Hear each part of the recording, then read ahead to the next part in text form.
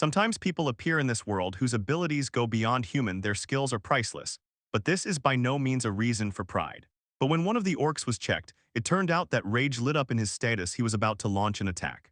To hold out, the team rushed to counterattack, and quite unexpectedly, it turned out that the orc had another ability. Magic that heals. After a long battle, the foursome finally defeated the massive orc. Azul threw his sword over his shoulder and shouted that the giant was down. A guy ran up and praised him, to which Azul proudly replied, "Yeah, just spit," clearly enjoying the praise and proud of his achievement. Then added that at this pace their group, Silver Wings, could break out of the S rank. The girl and the team were ecstatic about the victory and immediately asked if their promotion to SS rank would make them famous among the nobles. Azul, lowering his head, assured her that everything would be fine, then without even looking at him turned to Nigris, their guide, and told him to leave the team. Nigris was shocked by this sudden statement and exclaimed, "What are you doing? You're joking, right?" He couldn't believe what he heard. Everything had been going well until then. He always helped the team, and the girl behind laughed and threw, "You're a loser," and that was no joke. Didn't he understand that she called him a pathetic evaluator who doesn't even know how to fight? Now they tell him not to be a burden in the S-rank group, and he should at least understand that her laughter brought him to tears. It turned out she never considered him part of their team. Like everyone else, Nigris turned to his friend and asked if he always supported them with his evaluation. And Azul looked at him contemptuously and said they didn't need his useless skill. When he left, they would find someone with a useful ability. He was exhausted and dreamed of finishing this as soon as possible. Nigris burst out screaming because he didn't understand why his comrades suddenly changed. He never let them down, and they were silent and said nothing to him. He shouted that besides evaluation, he also used healing magic in battles, but Hazel didn't let him finish and sharply ordered him to be quiet. He couldn't stand him anymore and only dreamed that he would finally leave. Azul said he had never used him before. This stunned him. He thought and suddenly remembered that indeed his healing skill had not yet been needed, but that does not make the skill of evaluating an opponent in a monster fight any less important, because it greatly simplified matters. Only Azul categorically refused to admit this, and stubbornly insisted that they were so strong that they never even got injured, and he didn't remember a single case when his healing was needed. It was painful to hear this, especially when such words came from a childhood friend. Although he had cared for Azul for 3 years, this statement hit like humiliation and a cruel insult, as if Negris had been considered useless for the team from the very beginning, and all the years of their friendship were written off as nothing. He recalled how he met Azul in the shelter and how instantly they became friends, swearing to go on adventures together. He spared no effort to become stronger and hone his skills in evaluation and healing, so as not to fall behind Isle, and now he was ashamed. He sincerely believed they were friends, fighting together and for each other, but arguing was pointless, so he simply said he understood. They recognized it as a final decision and probably had decided it long ago. Negris also did not want to stay in a team where he did not belong, where no one needed him and considered him unnecessary. He looked at his childhood friend with eyes full of anger and declared that he would do as he pleased. I turned away from him, and Azul only grimaced and with a sly smile said that it would be much easier without him. As soon as Negris left, 3 guys burst out with joy saying, "Cool, now that he's gone they will quickly reach SS rank." Then Negris approached the place where adventurers take tasks. There were few people, so he did not have to wait long in line. He approached a girl and handed her the papers. She quickly reviewed them and immediately noticed he was expelled from the Silver Wings. Negris forced a weak smile and confirmed. The girl looked at the documents once more, put them on the table, and coldly said that in that case his S rank would be lowered to the lowest. And now he only had simple tasks left to collect medicinal herbs. Negris looked dejected. He realized that, as he suspected, Azul had spread rumors against him. It turned out that it was not enough for him to just expel his childhood friend from the team. He wanted to finish him off by saying that he was incapable of anything, so that no one would take him into a group, and Negris already understood that finding any team would be extremely difficult. So needing money, he had no choice and agreed to the task. The girl handed him a letter with a request and said that the place was the northern forest of the capital, after which Negris thanked her and, wasting no time, headed there to complete the task. He got there quickly and immediately began gathering herbs. The work did not take much time because he had already collected and packed enough. He muttered to himself that someone must need this job because he really did not want to, but the money was too little, so he had no choice. Having gathered everything and placed it in the required spot, he decided to return. But suddenly he noticed a man who hurriedly rushed past, as if fleeing from someone and terribly scared, not even noticing Negris, and this made Negris wonder if he was a merchant. The man was all sweaty, so Negris asked himself if something had happened to him and, filled with anxiety, decided to find out what had happened. He rushed to the place from which the merchant was fleeing. Negris noticed an overturned cart, a sign that some trouble had occurred. It occurred to him, the merchant could be involved in everything and fled because he was afraid to take responsibility, or he was simply attacked and now frightened. Wasting no time, he ran to the cart and approaching saw bandits had indeed attacked it, and he wondered if the owner of the cart had fled after that. When he looked into the overturned cart, he saw an injured and unconscious girl inside probably hit during the accident. Without hesitation, he rushed to help her and asked what was wrong, then noticed a seal on her hand and thought it was a slave contract mark. After which it turned out that due to the distance to its owner, the communication magic had activated. It seemed the blow during the accident had not knocked her out, and Negris could not force himself to just leave her there. So he put his healing magic into action. After some time, the girl fully recovered and finally opened her eyes. Negris exclaimed, "Here it is, now everything is fine." Stunned, she got up and not believing her hands whispered, "Could it be that it no longer hurts?" Negris gently reassured her, "Calm down, everything is already fine." She gave him a questioning look. She had not yet decided whether she could trust him. Meanwhile, Negris could not find peace. Was there a curse hidden here, perhaps a completely different one, unrelated to the Arabic contract? Why was this child doomed to sealed magic, and what did her SS swordsman rank mean? Every one of her swordswoman's skills, whether magic or simple mastery, was truly impressive and revealed new achievements, but the thought would not leave Negris's mind. Maybe this curse was needed to restrain her potential. Who cast it and why? He searched intently for answers because the girl herself knew almost nothing about it. She turned to him and asked if he had healed her. She still could not believe that such a thing had happened to her and that someone would really help, so her face was full of surprise, and Negris confirmed that yes, he knew how to use healing magic and that was why he healed her, just as he removed the slave seal on her right hand. The girl looked at her right hand and exclaimed this could not be real. Was it a dream? Negris thought that she had already suffered too much. He felt sorry for her, because now she had no one left, not even someone like him, and he asked the girl what her name was. She answered Fels. Interested, she asked him, "And what is your name?" He introduced himself as Negris, a healer who can assess condition. He used his ability to evaluate to check her condition and saw horror. She was cursed. Fels, stunned, asked what the curse was about, but she seemed to know nothing about it. Negris looked more closely. Were there any marks or spots on her body? Probably the curse was hidden there. Fels looked at him with big round eyes and said that since birth she had a mark on her ankle, but had no idea it was a curse. Negris instantly understood this was a problem. If the cursed one herself did not know, there must be some reason, so he told his friends that he would remove her curse and asked to see her leg. Fels was embarrassed and not fully understanding, asked what he meant, but still did as requested. Confusion and slight fear swirled inside her. Because it was clear that almost no one cared about her, so she trustingly obeyed. Negris reached out to her leg and wondered if this was really it, because everything was a bit strange.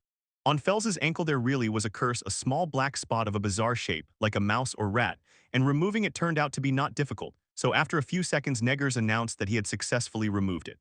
Fels widened her eyes in surprise and looked closely at the ankle with the black spot. She couldn't believe her eyes. There was nothing there anymore. Negris stood up, gently calmed her, said that the curse hadn't affected the body and there would be no strange sensations, and then asked her to try magic as a test. When she heard this, Fels shuddered slightly with fear and admitted that she had never used magic before. But magic beyond healing was actually not that difficult to understand. He waved his hand toward the nearby tree and ordered her to simply reach out her hand to it. Fels obeyed, stepped closer and listened carefully, and he placed his hand on her back and quietly guided, "Direct your feelings and let them go." Fels did exactly what she was told, and her explosion turned out to be incredibly powerful. It seemed as if a mighty hurricane had swept through here and uprooted a whole row of trees. Negris even tensed from the unexpected surge of power that burst from a child who had never used magic before, and thought, what an incredible power is this? This is definitely not the strength of a small child. Fels herself was frightened by her abilities and asked in a trembling voice if this was magic, to which the shocked Negris replied, "Yes, but of a completely different scale," and when he looked at Fels, his surprise only increased. She had noticeably changed and no longer resembled a child, and it seemed that everything revolved around that seal. When it was removed, Fels immediately became the age she was supposed to be, and apparently didn't even notice. She blossomed with happiness, and exclaimed that she had used magic for the first time and it was all thanks to him. Negris didn't pay much attention to her words, thought that she had really grown up, and couldn't resist. He asked if she was growing so fast. Fels looked at herself and agreed, but deep down still didn't understand why. She had heard that magic could make the body grow to protect it, even in elves with great magical power. Hearing this, Negris instantly understood, and said that it was logical her body had to grow to withstand the magic. At that moment, Felicia's stomach growled loudly. As if she really hadn't eaten anything for a long time, Fels blushed and embarrassed grabbed her stomach. Negris silently understood everything, nodded and suggested first to fix her clothes and only then look for food. They decided not to delay and set off on the road. Meanwhile, the Silver Wings team found themselves in a corner. Several wolves surrounded them and they barely held the defense. Azala was bursting with rage from this failure, and one of the dark-haired comrades approached him and asked if he was getting tired too quickly today. Probably because of Negris, he was expelled in disgrace and called a nobody, but no one wanted to admit it. That guy boldly stood in front with a shield and covered the rest of the team from the wolves, and the girl nearby whispered tremblingly that it was very dangerous and the wolves could attack at any moment. Azel, however, asked in surprise why the wolves were not attacking, since he himself was badly wounded and unlikely to be able to defend himself. He asked the boy about their condition, but did not have time to inquire further. Wolves suddenly attacked them all. It seemed that no one would survive, and even if someone was saved, their career as adventurers would be over. Finally, Neggers and Fells reached a small snack bar where their order was already waiting, but Fells could not start eating. She was enchanted by the beauty of the dishes. She saw them for the first time and her eyes shone with delight. She desperately wanted to begin, but did not dare, and this slightly embarrassed Neggers, because he could not help but notice how she looked at him as if seeing him for the first time. As soon as they entered the room, she immediately sat on the floor and every movement of hers was visible slave upbringing. He urged her on, warning that everything would get cold if she did not hurry, and Fells instantly agreed and immediately started eating. Tasting a small piece, she exclaimed, "What a delicacy!" Negresses joyfully heard this and reassured her that everything was fine. Fells impatiently began devouring the delicious food, and Negresses watched her and thought how lucky he was to protect her smile. As if the power that others considered useless struck him to the core, especially after the previous group treated him badly, and first of all Azel, his childhood friend. Fells turned to him and sincerely thanked him for the help, saying that for the first time in her life she felt so good and was incredibly grateful to him. Negresses, hearing these words, was filled with joy. He realized that he had never heard anything like this from his former comrades. He blushed, politely declined her offer, and sincerely thanked her. Fells froze in surprise. No one had ever thanked her before. She could not understand what she was being thanked for. It seemed to her that she had done nothing worthy of thanks. She looked at him in surprise and asked what exactly she was being thanked for and how she could repay. And he replied that he did not expect thanks for the help, and instead decided to tell a small story from his life. He confessed that in childhood his parents went on a dangerous mission and never returned. A monster killed them, and he constantly blamed himself for not being there to save them with his magic, so this burden haunted him. He felt a call in his heart to help everyone in need, even when circumstances were against it. He told about his previous refusals and wondered why Fells would even listen to him. Surprisingly, Fells broke into a smile and exclaimed what an incredible idea it was. She grabbed his hand and enthusiastically praised him. He overcame difficulties and tries to protect others from suffering. She was truly impressed by his worldview. Negris tried to calm the girl and assured her that he had something important for her. Fells, filled with joy, impatiently asked what exactly, then sat down on the chair again, and Negris inquired whether she was an elf and where she was from. The girl's smile faded instantly when he asked again where she was from. She did not remember her roots. She was sold as a child. Only the life in captivity remained in her memory, and Negris scratched his head, realizing this was trouble. She had nowhere to go. Fel lowered her head and nodded sadly, then with anxiety and worry in her eyes, looked intently at Negris, silently indicating that she wanted to go with him. Negris then, raising two fingers, explained that she had two options. Fells listened attentively as she became serious and said that the first option was for her to part ways with him and live independently. Fells clearly did not want such a turn. She was afraid to be left alone and desperately wanted to stay close to the one who saved her.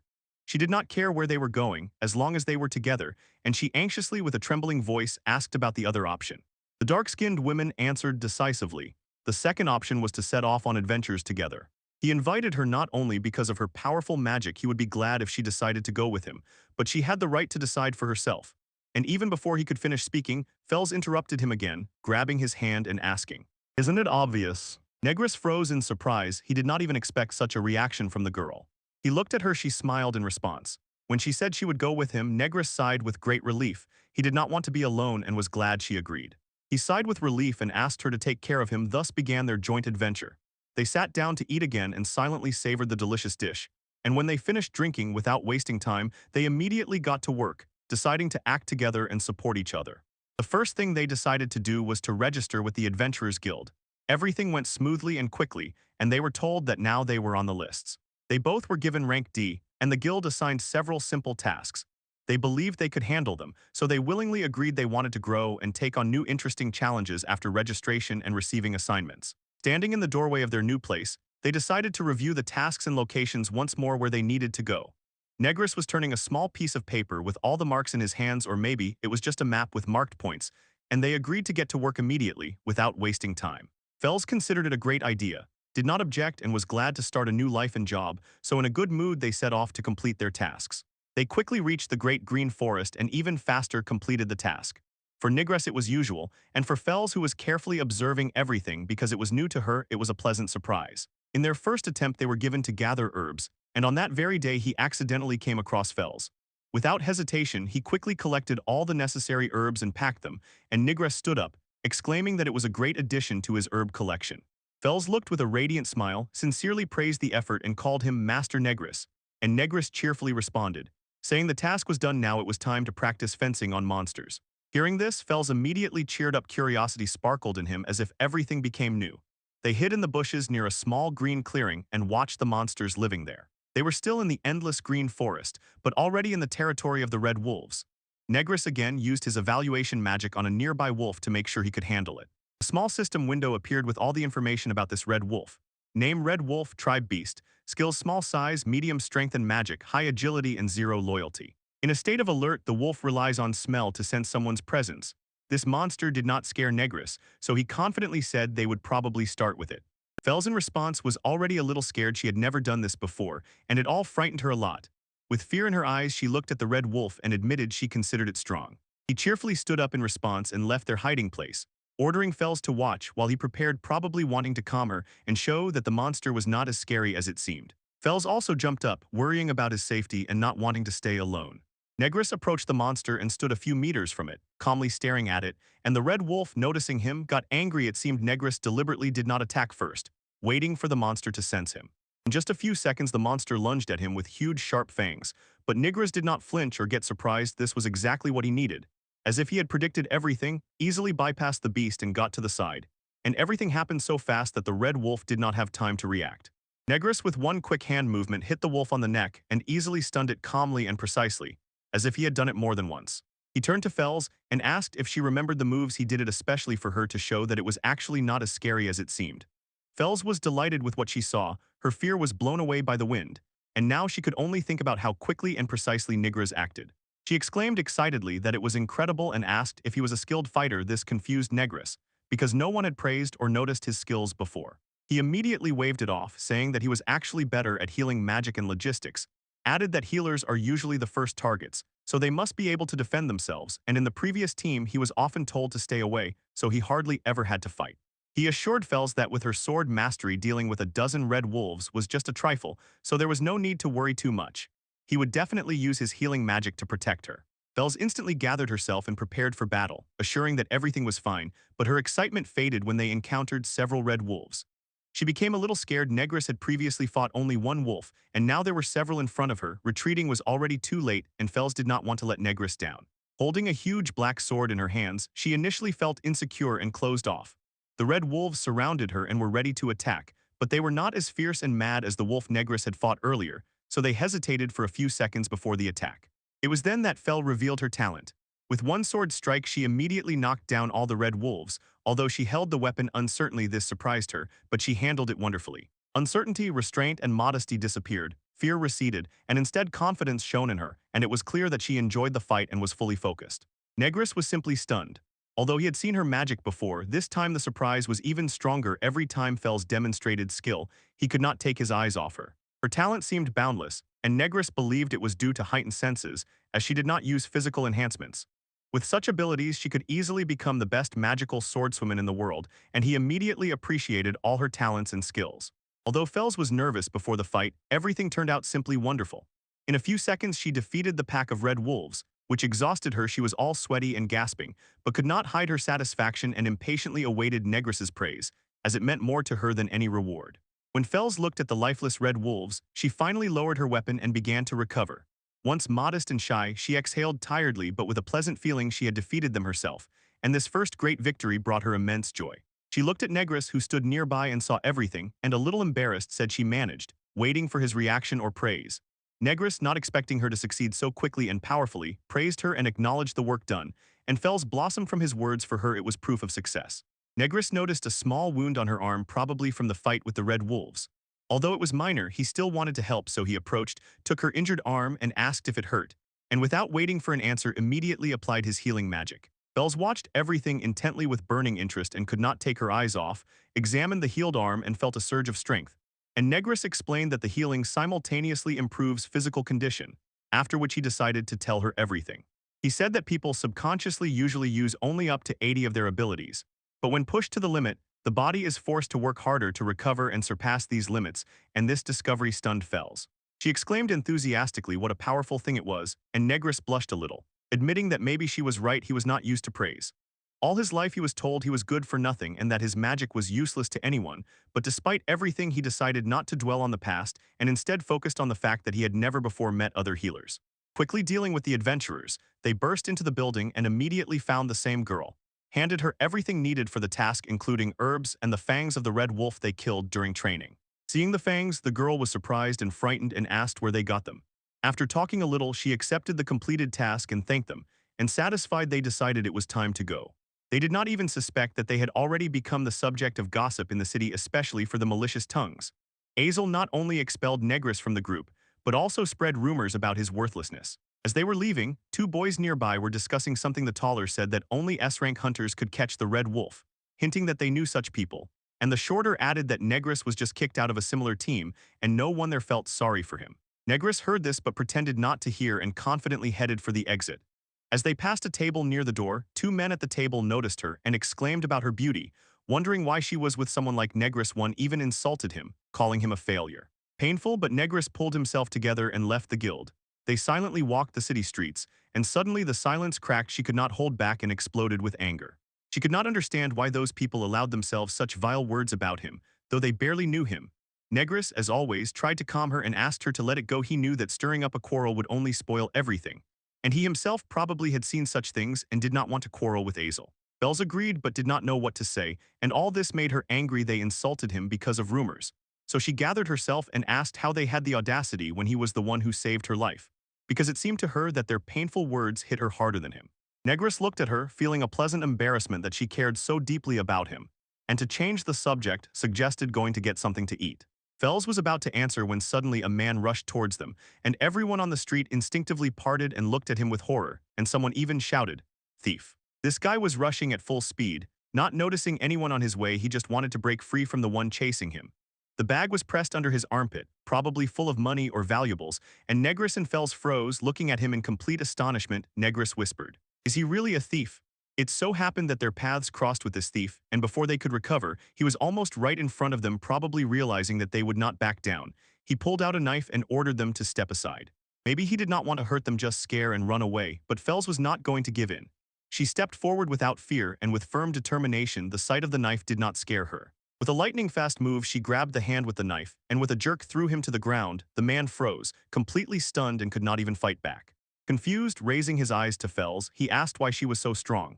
Fells gave him a threatening look, clearly making it understood that she was not to be joked with, then shifted her eyes to Negris and asked intently if he was not injured, because she could endure it herself, but she sincerely worried about him. Negris looked even more stunned than the other, assured that everything was fine, and there was a short pause because he did not know what to say to her. Finally, he thanked her for the help and said that she saved not only him but the whole city. Behind him, a crowd had already gathered, full of gratitude towards her. And when the girl heard these words from him, her face lit up with joy. She was sincerely happy, especially because these words came from him. Negris looked at Fells, who was glowing with happiness, and thought that although she looked grown up, she still had a child's heart. He found it amusing. But at that moment the guards appeared. It turned out they had been chasing the thief all along and finally caught him. Maybe this man was once an adventurer, but circumstances forced him to quit. The guards shouted to Fells and Negris, asking where the thief was. Without hesitation, the man grabbed the thief. Eglis pulled Fells to himself and told the guards that she was the one who caught him. While the thief was struggling, it seemed he desperately wanted everyone to recognize him. No wonder his accomplices tried so hard, because Fells could have suffered at the hands of this thief. One of the men thanked her, two others praised her courage, and Fells, confused and frightened by the crowd, instantly hid behind Negris as if he was familiar to her, although in fact she saw him for the first time. Fortunately, Negris did not interfere and allowed her to hide, though he looked at her questioningly and worriedly. The thief was trying to break free from the strong grip of the guard, but could not. The man holding him squeezed his hand even tighter and roughly ordered him not to move. And it was then that Negris noticed the thief's left arm bandaged as if freshly wounded, which sparked his curiosity. The thief begged to be released, saying he had to feed his daughter, but none of the guards paid attention, perhaps considering him a liar, and they could not release him because he planned to steal and seemed almost successful. Negris, bound to his hand, decided to use appraisal magic. And as always, a small window appeared with all the information about the thief. After reviewing the characteristics, he turned back to him and asked if his hand was paralyzed. The The thief blurted out in shock, "How did you find out about that?" Even the doctor said it would never heal, but before he could say more, monsters attacked them in the forest and forced him to steal. And Negris interrupted him. He really did not want to hear the whole story. He wanted to comfort the thief by saying he could heal him. Without waiting for an answer, Negris approached him. One of the guards asked what he was doing. Negris simply replied that he was trying to heal him and asked the guards to step back a little. Meanwhile, Fels, the thief's loyal companion, anxiously looked at her master. But Negris's attention was focused on the thief's hand approaching. He immediately exposed the hand to assess the condition and start treatment, and immediately understood. The muscles in the thief's hand were completely torn. He felt it with every cell. He must try to heal this. Negris also noticed that the wounds only worsened from hard labor. The thief could no longer seek adventures, so he had to resort to theft. Negris even felt pity for him. The man could no longer earn properly, and his daughter was starving, so he resorted to extremes. Negris decided to atone for his sins and start over for the sake of the daughter. And when he applied the healing magic, the thief's hand recovered in minutes. The gathered people looked at the healed limb with fear and amazement, and the guard was stunned by Negris himself. Unlike the guard, Negris's partner was burning with admiration and was immensely pleased with what she saw. She did not doubt for a moment that he would succeed, and everyone around froze in amazement, not believing that Negris really succeeded after all. Most here had only heard good things about him from Exiled, so everyone felt his magic. They were shocked by what they saw, especially the guards who stood next to this thief and were already preparing to take him away. The thief, with sincere surprise, began examining his previously wounded hand. Squeezing and twisting, Ith could not believe his eyes, and said it no longer hurt and there was no wound. Negris silently watched his reaction, but it was clear he was glad to have helped, because despite how he was treated, it was important for him to help people. The man cried with happiness and said he would become an adventurer again because he could not believe he would live as before once more. Negris smiled and gladly said that because of his height it was more convenient for him to use a bow rather than a sword. And the men looked at him in surprise, asking how does he know that. They could not get enough of this boy's talent. And Negris calmly replied that he dared to evaluate him. Now he would have to correct his mistakes and dedicate his life to his daughter. The man was incredibly grateful to Negris, fell to his knees, bowed before him, pressed his forehead to the ground, sincerely thanked him, promised never to forget this act of kindness, and then, overcome with curiosity, asked his rescuer what his name was. Two guards who saw this froze in amazement. The senior admitted he had never seen such incredible magic, while the junior, who seemed to know Negris, dismissed all rumors about him as complete lies. It seemed the opinion about Negris was beginning to change. People approached him, called him a master, and praised his amazing magic, their eyes shining with admiration and awe, and Negris calmly explained that the power of his spells depends on the emotions he feels toward a person. The stronger the emotions became, the more effectively the spell worked. Although the emotions were a bit confused, the master impressed with his abilities, and they believed the power of feelings is truly incredible. Meanwhile, the man who tried to steal something came to his senses and thanked Negris again, admitting he owed him. The police noted that no thanks were needed. He just wanted to help without expecting anything. The man remained silent but told something interesting. He said that healers were disappearing in the thickets of Royal Haven, and this greatly alarmed him. After a warm farewell, everyone went their own way. Walking through the narrow streets of the city, Fels and Negris talked. And Fels, a former slave, admitted that she knew almost nothing about the slums and asked what kind of place it was and why it was so dangerous. Negris quietly explained that people usually don't go there.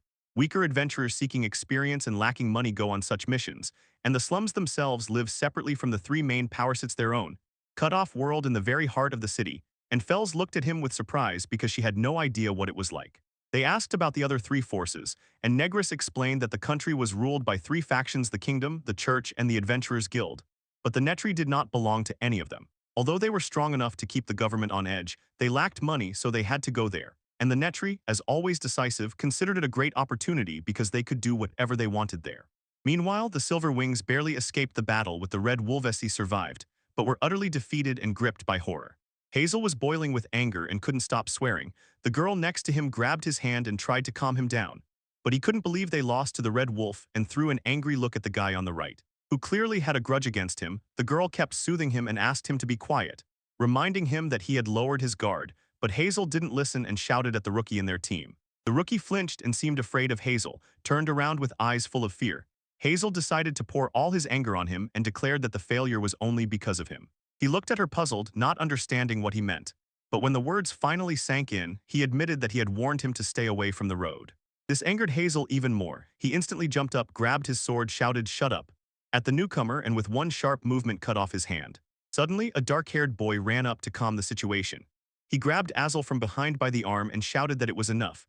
But Azel was in no mood to listen. He ordered everyone to be silent and refused to admit defeat to a low-rank monster. He did not calm down. He shouted and threatened the newcomer, swearing to take everything from him and destroy him completely so that he could never enter his life again. The newcomer was so scared that he could not stand being on the team and ran away. And Hazel gritted his teeth in anger and declared that he ran away because he would report him to all the guilds. Suddenly something dawned on him, and he calmed down a bit, saying that they would have to complete the task assigned by the nobility to avoid the wrath of Empress Florence. And if successful, they would be generously rewarded and they would gain influence over the guilty.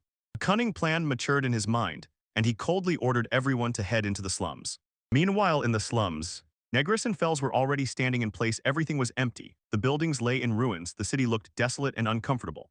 Fels trembled with fear, as if she did not expect the slums to be like this, and asked if this was really the slums because everything seemed abandoned, and Negris, feeling out of place himself, remained silent and suggested looking for a place to spend the night. Suddenly, an aggressive group of men approached them. Without hesitation, Negris decisively stepped forward, standing up to protect Fels. One of the men, who seemed to be the leader, recognized him, the very person Empress Florence wanted to see. And although they looked rough, they were sent by the Empress. But it turned out that they were actually quite different. They did not want to fight and did not drag anyone by force. Their leader led the group and ordered them to join because Lady Florence was waiting. Although at first she was a little scared, in a moment Fels focused, took a stance and even reached for her sword. But Negris held her back, and this surprised the rest. They looked at their master with curious eyes, and Fels explained that there were too many of them to handle together. He raised his hands in a sign of surrender, showing that they gave up, and allowed himself to be taken to Lady Florence. Without unnecessary words, they were led to Lady Florence. They approached the same unattractive building and stopped at the entrance. Lady Florence felt their presence and called them inside. A man came from behind and pushed them inside. Both found themselves in a small room that resembled what was outside. And Lady Florence sat on a throne before them, surrounded by 4 men who looked like her servants. Lady Florence watched them closely and, glancing at Negris, coldly said that he was a disgraced healer from the ranks. The tension in the air grew when a man approached her, roughly and familiarly leaning in, pointed a finger at Negris and boldly said that he was known for his mediocrity. Without saying a word, Lady Florence rose from her seat and pushed the man so hard that he fell flat on his back. The spectators, including Fels and Negers, froze in surprise. They expected the blow to fall on them. With mixed surprise and horror, they stared at Lady Florence, and she cast a hostile, angry look at the man, reproaching him for not seeing beyond his own nose. Realizing his mistake, the man became frightened and began begging for forgiveness. While Negris, full of curiosity, did not take his eyes off Lady Florence and again used his magic of evaluation. A small system window with her full characteristics appeared before his eyes. It was said that the swords of Manassas have magical properties. Letters D, C, and B denote dexterity, loyalty, and C respectively. After some thought, he decided that she had excellent traits and incredible strength. Interested in her condition, he checked and found that she was now alert, but her state was truly miserably a wounded soul and health problems, which intrigued me even more. He wondered if she really had a wounded soul and health issues, since nothing was visible from her appearance, but Lady Florence interrupted my thoughts. She told him about a thief in the royal harbor, probably the same one who was recently treated at Miguel's. It seemed they knew too much about him, and that was not very good. Lady Florence said that she would like to see him someday, but he did not waste time and decisively stated that he was looking for healers who would heal my wounds. If they fail, he would simply get rid of them. Lady Florence seemed to find this very amusing. She crossed her arms over her chest, smiled slightly, and remarked that his answer was impressive. She praised him for his intelligence, but her face instantly became serious when charlatans came to mind. Those who pretended to be healers, profited from the poor, and actually healed no one. Lady Florence was openly disappointed in them, but hoped more for him than for others, because she had heard a lot about his abilities. When Lady Florence and her companions exchanged glances, it immediately became clear Fels was not at all delighted. Tense and anxious, she shared the same fears as her master. Negris saw the anxiety on Fels's face and immediately realized that if they failed, he would suffer too. Yet he sincerely believed that he was different from other healers, had the power to heal Lady Florence. Looking at the determined Lady Florence, he felt that she was desperately seeking a way out and ready for anything. So as a healer, he decided to help her. Approached and said he would stay and treat her. Lady Florence was initially surprised, but gathering herself, promised to give him everything he desired, hinting that she meant not exactly that. And the guys, understanding this, could not hold back and shouted at the master not to risk his life for her treatment. Negris himself felt the weight of the risk but believed in himself and was confident he would manage to gently stroke the worried Fels on the head, sincerely thanked her for her care, smiled, and assured that since he had already healed her when she needed it, he would heal Lady Florence too because she also needed his help. Seeing everything, Lady Florence turned to Fels and, surprised, said that she cared for the master under such conditions and even called her a very good slave. But Negris did not like this. Frowning again, he corrected Lady Florence. She was not a slave but his partner. Lady Florence crossed her arms over her chest and slightly tilted her head to the left, as if indicating that he should follow her. Fels could not relax for a moment. She was still worried about the master, really wanted to say something to him, but could not find the strength to say what she truly desired, so she had to wait for him there. He entered the next room. Lady Florence led him there, and it immediately seemed much cozier than the main hall. Lots of furniture and even houseplants.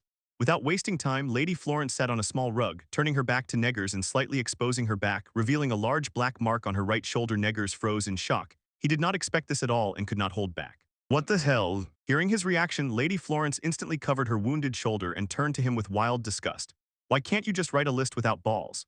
Negress hesitated for a moment and whispered that it was not so simple, but Lady Florence did not let him finish. She decided that he was incapable, got angry, and shouted, demanding that if he could not, he should just admit it.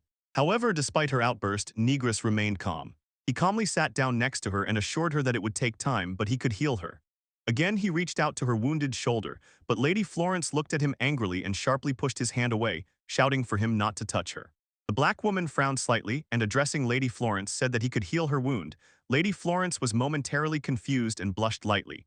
Then he touched her shoulder again and advised her to endure a little.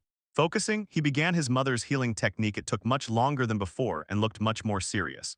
Looking at her wounded back, he noticed scars all over her body except her shoulders. He saw how thin she was and realized that she must have worked very hard. He hoped she would recover, but suddenly something strange happened. He heard the voice of a small child calling for her mother. To his surprise, he saw little Florence, still a child, with her mother. The mother turned to her daughter, smiled, and said it was time to go, and Neggers thought he was seeing her memories. Anything could happen in the slums. He silently watched as her mother hugged little Florence on her lap. Florence looked up and asked why she could not do bad things. The mother, with the same smile, answered, explaining that bad deeds would bring punishment, and good ones would make her much happier, so she should not do bad things. Lady Florence realized that this was exactly what her mother taught her before she died of illness. Surviving alone as a little girl was incredibly hard, so she grabbed a knife. At first, it was a real horror. Her hands trembled, her eyes filled with tears, but there was no choice. Only she could take care because no one else was left. So she did everything to survive, even killed and stole. At first, fear overwhelmed her, but later she understood. Otherwise, she would not survive. One day she came across a frightened boy with his mother. When she looked at them, a familiar gaze suddenly reminded her of her mother, who once held her tightly. This sight made her cry again. She longed for her mother. Her mother always taught her to do good and promised that it would come back. She no longer believed in such tales, but still decided to engrave those words in her memory, and promised to do a good deed to save this place. She always felt that her whole life was a continuous, relentless struggle. The bruise on her shoulder, like a mirror, painfully repeated the same pain as her mother's. When the procedure ended, he lowered his hands, approached her, and coldly declared, "It's over." Lady Florence immediately looked at her shoulder, expecting to find a bruise, but to her great surprise, there was none. She went to the nearby mirror and, looking into it, saw with admiration that everything had healed and simply could not believe it. Negress smiled at her, assured her that she was completely healthy now the illness was gone, and then, with hope in his voice, asked if she would allow him to live here. Lady Florentia reacted stunned to such a request, and eyes wide open, asked if that was Aller, if he would ask for more since he had saved her life. But Negress interrupted her and said he needed nothing. Lady Florentia barely believed it and shouted about money. Then why a healer? He explained that he did not need money, he just wanted to save people by healing them. Lady Florence lowered her eyes and quietly admitted that she also wanted to save the city. Negress did not order her to do good. That was her own mother, a good woman who believed that good deeds would surely return. Lady Florence looked at the healer in surprise and asked how he knew this, and Negress replied that during treatment he sometimes sees thoughts that people do not let go of, and he had seen this in her, so Lady Florence asked again if he really meant that he had seen everything.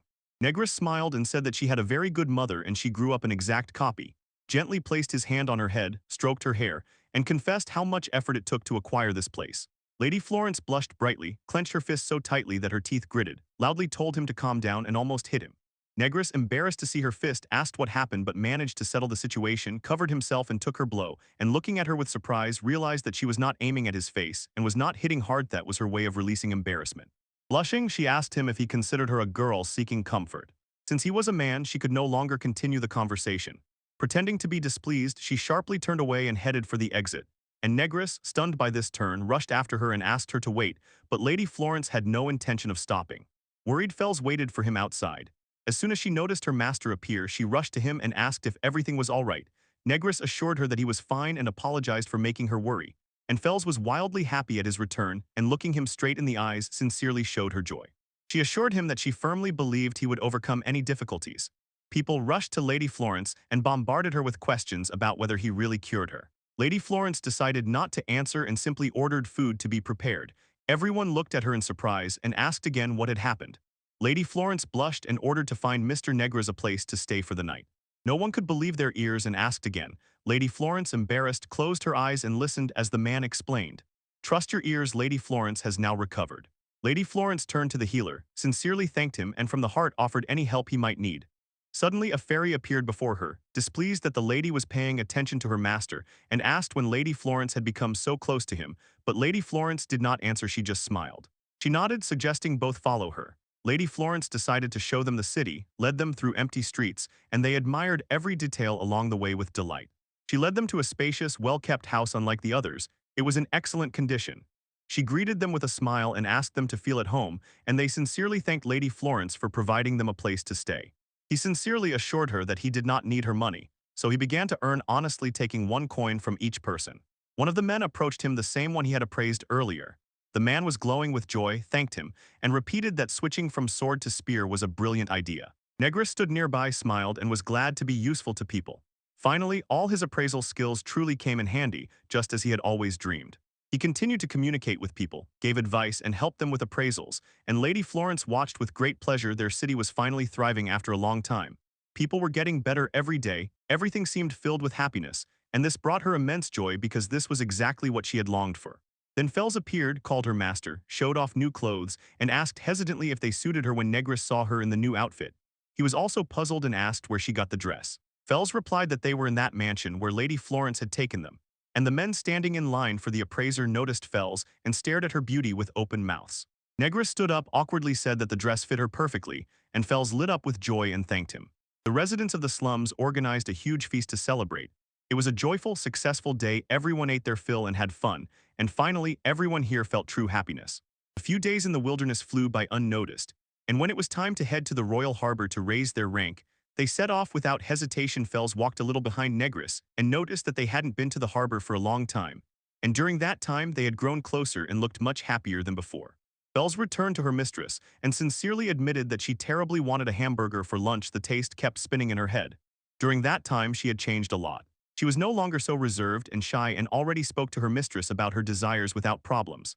Negris noticed this and was glad, reassured her everything was fine, and suggested freshening up before the trip to the guild, after which they went to their usual place where they usually ate. To their surprise, a shout rang out. It seemed like a quarrel. Curiosity was overwhelming, and they approached the commotion, where it turned out that someone was shouting in a language they did not understand. Negris pricked up his ears, wondering what was happening, and a large crowd had already gathered around, everyone stretching to see what had happened and find the source of the noise. A man, full of rage, slapped a girl from Nino on the cheek and clearly made it known that he refused to work with her. Despite the blow, she stood firm and did not shed a tear, and his anger was felt in the air. The man sternly pointed to the exit, ordered her to leave, and declared that he could not even eat in her presence.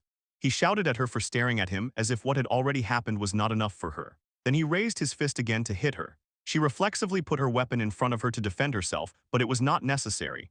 The man pointed to the exit, ordered her to leave, and declared that he could not even eat in her presence. Then he pointed to the exit, ordered her to leave, and declared that he could not even eat in her presence.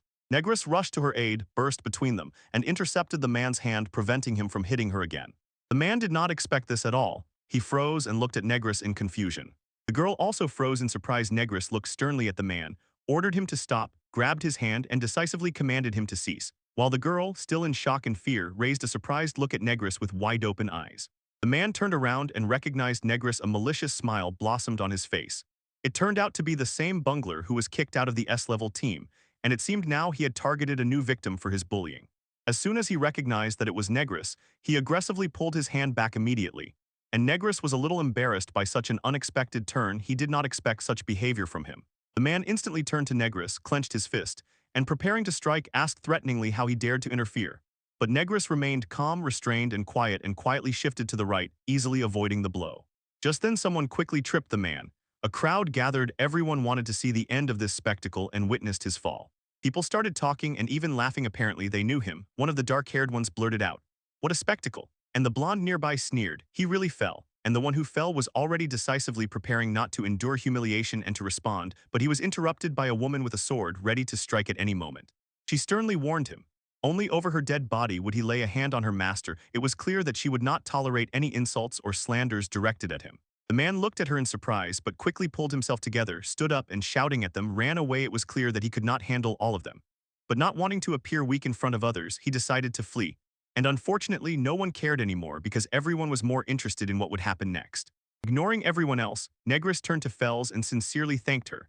Fels nodded in response and said she was glad to hear that her help was useful. And then he immediately approached the girl lying on the floor as if frozen and unable to get up because of what had happened. He extended his hand to her and quietly asked if she was okay and if she wanted help to get up, and the girl shuddered. She did not expect anyone's hand, looked at him with fear and surprise and asked why he was helping her. Because for her it was a real wonder, as if no one had ever extended a hand to her before, to which Negris honestly replied that he just wanted to help. And she squinted even more in surprise, looking at his outstretched palm. She got up by herself without his help, maybe just embarrassed. She really could stand. She said that he hit her so hard, but pressing her cheek, she quietly asked if it really didn't hurt anymore. There was no trace of the wound left on her cheek, and Negris explained that he had already healed it and did it so quickly that no one in the house even noticed. The girl continued to be amazed by this strange man and asked who he was. The healer introduced himself as Negris, and just then Fels approached them, and Negris said that she was his partner Fels. Alice thanked them for their help and immediately warned that it was better not to get involved with her, it could bring trouble. Fels looked at her puzzled and asked why, and she quietly explained that she was from Nino, a race considered mediocre and irresponsible, and when people found out about this they immediately judged her. It hurt her deeply, although outwardly she tried not to show it. When this was said, Fels flared up with anger and shouted that this was unacceptable. Alice froze from his rage and looked even more surprised at that strange pair. Negris approached her and said that Fels was right. He believed that those who discriminated against her because of her race were to blame. And unlike everyone who considered Alice incompetent and irresponsible just because of her origin, Negris did not think so. She understood that people were all different and paid more attention to their strengths rather than their roots. Alice was initially confused and tried to object, but quickly changed her mind, smiled and agreed that they were completely right. The words of Negris and Fels encouraged her, and Alice felt much better and freer. She even added that they were just jealous of her magical abilities. Fels asked if she really had a talent for magic, and she looked surprised and excited. Pleased with herself, Alice confidently confirmed that she really had a huge talent for magic. It was clear that she liked to talk about it, especially about her abilities, as she said. Then Negris dared to ask if he could see her perform magic, and Alice agreed without hesitation. She wanted to impress with her skills, so as always, Negris used her evaluation skill, and a small window flashed before him with all the information about the girl. Her name was Alice Scarlet. She was a female Nino, 17 years old. She had not only magical powers but also skillfully wielded a sword magic at level D, fencing at level SS. Surprisingly, her loyalty level was 0, and she also had a unique skill, Primal Lightning, which she discovered after being struck by lightning in childhood. This impressed Negris and made him doubt. Was her magic really so powerful at SS level like the elite fencers? But her current rank was only S, and this confused him because the other abilities were at the lowest level. He also pondered her lightning skill, whether it was some special gift or a technique he had never seen before, since swordsmen had their own moves, and mages usually did not have such. Despite being kicked out of Exil's team, Negris still dreamed of creating his own group where everyone would support and help each other. And meanwhile, Alice watched him with interest and impatiently awaited his assessment of her abilities. Negris smiled and said that her magical rank was indeed incredibly high. Alice, who knew her capabilities well, thereby confirmed their suspicions. After all, she was a truly brilliant sorceress. Then Negris asked if she was looking for a new team and if she would join them. Alice looked at him in surprise, then smiled and said that of course she could also look for someone to join and rely on just like them. After a short conversation, they decided to train and test Alice's skills. So they went out to an open place away from the people of the Adventurers Guild and came across a small forest with a clearing that was perfect for this. Alice assured that she would show everything she was capable of. She was burning with anticipation and very eager to demonstrate her lightning magic. Negris stood right in front of her, holding her magic staff in his hands, waved it and ordered her to shoot directly at him, signaling that they had started. She shot like lightning, directing all her magic straight at Negris. Every time her magic hit him, he immediately raised a protective barrier around himself or used healing magic to avoid harm. He just wanted to test her power, but was surprised why her magic did not match her status, as it was much weaker than in the characteristics. So he asked if she was hitting at full strength, and she replied that she was hitting exactly like that and that he was the only one who could withstand her blow, which could fell 3 trees, but Negris could not believe it. Suddenly something seemed strange to him. He told her that he had applied double healing, and the girls with wide eyes looked at him and asked what double healing was it turned out they had never heard of it and did not even suspect it existed. That guy told them everything. He had cast healing magic on top of the one already flickering in his body, and therefore became incredibly resistant to attacks he called his technique double healing. The girls chirped with delight and said he was simply incredible. Igloo said he had never used it before. Alice looked a little puzzled and said that if he could also evaluate, then he was definitely not an ordinary healer. A black-skinned woman approached and asked if she had any other magic besides lightning. Alice proudly said that lightning had been with her since birth, and it was the most powerful magic in the world. The girl seemed to glow from this and always spoke about it with admiration, as if boasting. Negress did not argue, she simply said that yes, she liked lightning, but something was wrong. The lightning did not correspond at all to her abilities and was much weaker than it should have been, and he wondered why her power did not match her status, when suddenly one of the girls called him and pulled him out of his thoughts. Alice called Negress and came closer, but he was so thoughtful that he did not even notice. She, stunned by the power of his magic, asked why his healing magic was so powerful. Negress came closer, bent down to her level, and quietly said that whether he was strong or not, he was sure of one thing. Alice became interested and asked what exactly. Negress replied that if he used his magic to help others, then by healing her, he would definitely help himself too. He summed it all up and said that expressing feelings through magic is really very important. Alice looked at him surprised and replied that she understood this importance.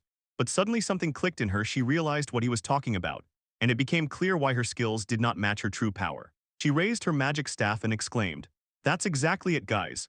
Negress and Fells were stunned by her sudden burst of energy because Alice was usually a quiet girl. Alice said that magic exists to bring people happiness, and that her problem was precisely that she lacked emotions.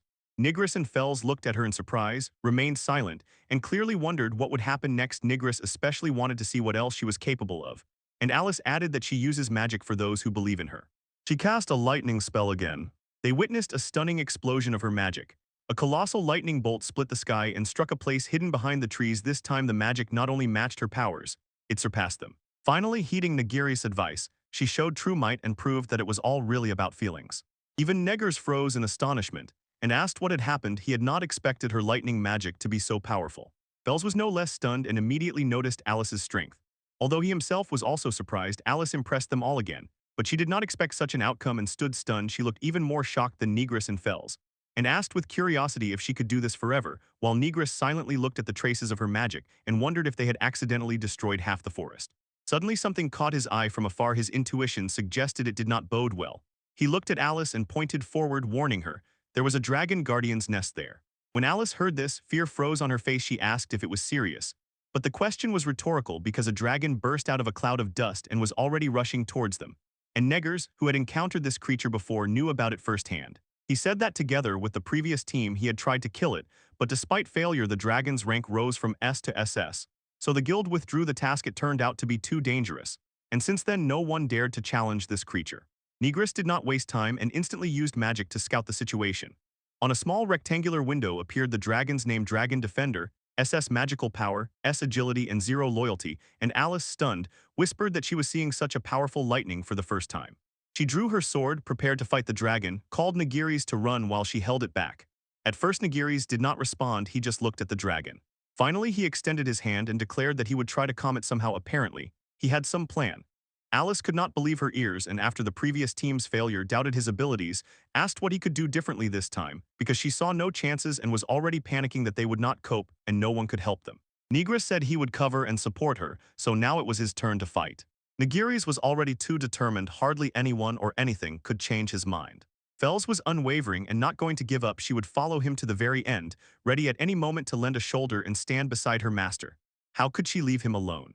She asked while the palace was still recovering from their act and cursed its madness. But Fells did not retreat and did not want to leave them alone, promising to help as much as she could and asking to be careful not to get caught by her magic. After that, everyone focused and prepared for the attack, and the eagles looked determined and thought, "Who said a healer cannot stand at the forefront? They have many chances, they just need to use them wisely." As soon as they were ready to fight the dragon, it rushed at them without hesitation, instantly attacked with flame, opened its jaws, bared long sharp fangs, and with a wave of fire crashed down on Alice and Nagiri's. Alice ordered Nagiri's to release a lightning discharge to counter the flame and protect them, and though a little scared, she fulfilled his request, raised her magic staff, and successfully repelled the fire attack with lightning magic. Taking advantage of the dragon's temporary blindness, Negeris rushed into battle and swung his sword at the monster. The dragon managed to dodge, and it turned out that this was part of Alice's plan. She wanted to lure it to a certain place so she could attack there herself. Taking advantage of the moment, Alice again unleashed a lightning-fast magic and hit the dragon. Negris praised her skill, but unfortunately the dragon remained unharmed. So Negris did not give up. He approached and mercilessly struck the belly. The dragon was caught off guard. Unable to react, the sudden blow stunned him and played to Negris's advantage. Suddenly Negris's face became serious, and he apologized to the dragon. He explained that there was no other way. They had to deliver the final decisive blow. And when the dragon, defeated, fell on its back, Negris's movements froze. Alice could not believe her eyes and cautiously stayed aside. And although the fight was over, the dragon still scared her, so she decided not to take risks. She could not fully understand the situation and asked if they were really the first to defeat it. Negris, focused entirely on the dragon and ignoring everyone else, approached the fallen creature and immediately grabbed its paw where an old wound had healed and left a slanting scar. After which, without explaining anything, he began to heal at Alice, horrified, which was quite understandable. He had recently almost killed them, asked what he was doing, and Negris calmly replied that he wanted to heal the dragon and send it back, because protecting the forest is the duty of the keeper of the forest palace. Alice still did not agree. Everyone had seen what the dragon was capable of, and she felt they could no longer handle it. This scared her so much that she wanted to object to Negris and say that maybe he was right, but Fels interrupted her. Approaching with admiration, he said that Negris was incredibly wise, always thinking about the future, not seeking instant gain, and more compassionate than all the others, and this somewhat calmed Alice despite everything. She had already begun to trust Negris, and while the girls discussed, Fels also calmed her down. Negris had already finished healing the dragon. It no longer looked hostile.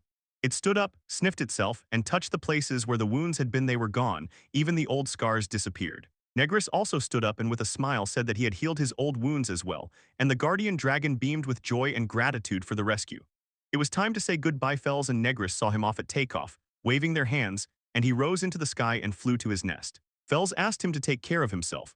Negris apologized for everything that had happened, and when the dragon disappeared, Alice was left in shock and did not know how to react. She gathered courage and asked Negris if he wanted her to join them. Negris turned to her and calmly said yes, but added that they would not force her. Strangely enough, he really wanted to see Alice on their team but respected her decision, and Alice replied that she had questions, something she wanted to clarify. Negris tensed a little when she approached and directly asked why he was expelled from the Silver Wings if he was so strong. This question made him frown, a painful topic. The girl still looked intently at him, waiting for an answer. Fels was worried about him and saw that it was hard for him to talk about it. Finally, Negris realized there was nothing to hide, and although his story was unpleasant, he began to tell it to them. He was born in a distant village and lost his parents in childhood, left completely alone, and forced to work as a slave just to survive. Everything changed when monsters broke into the village and left it in ruins.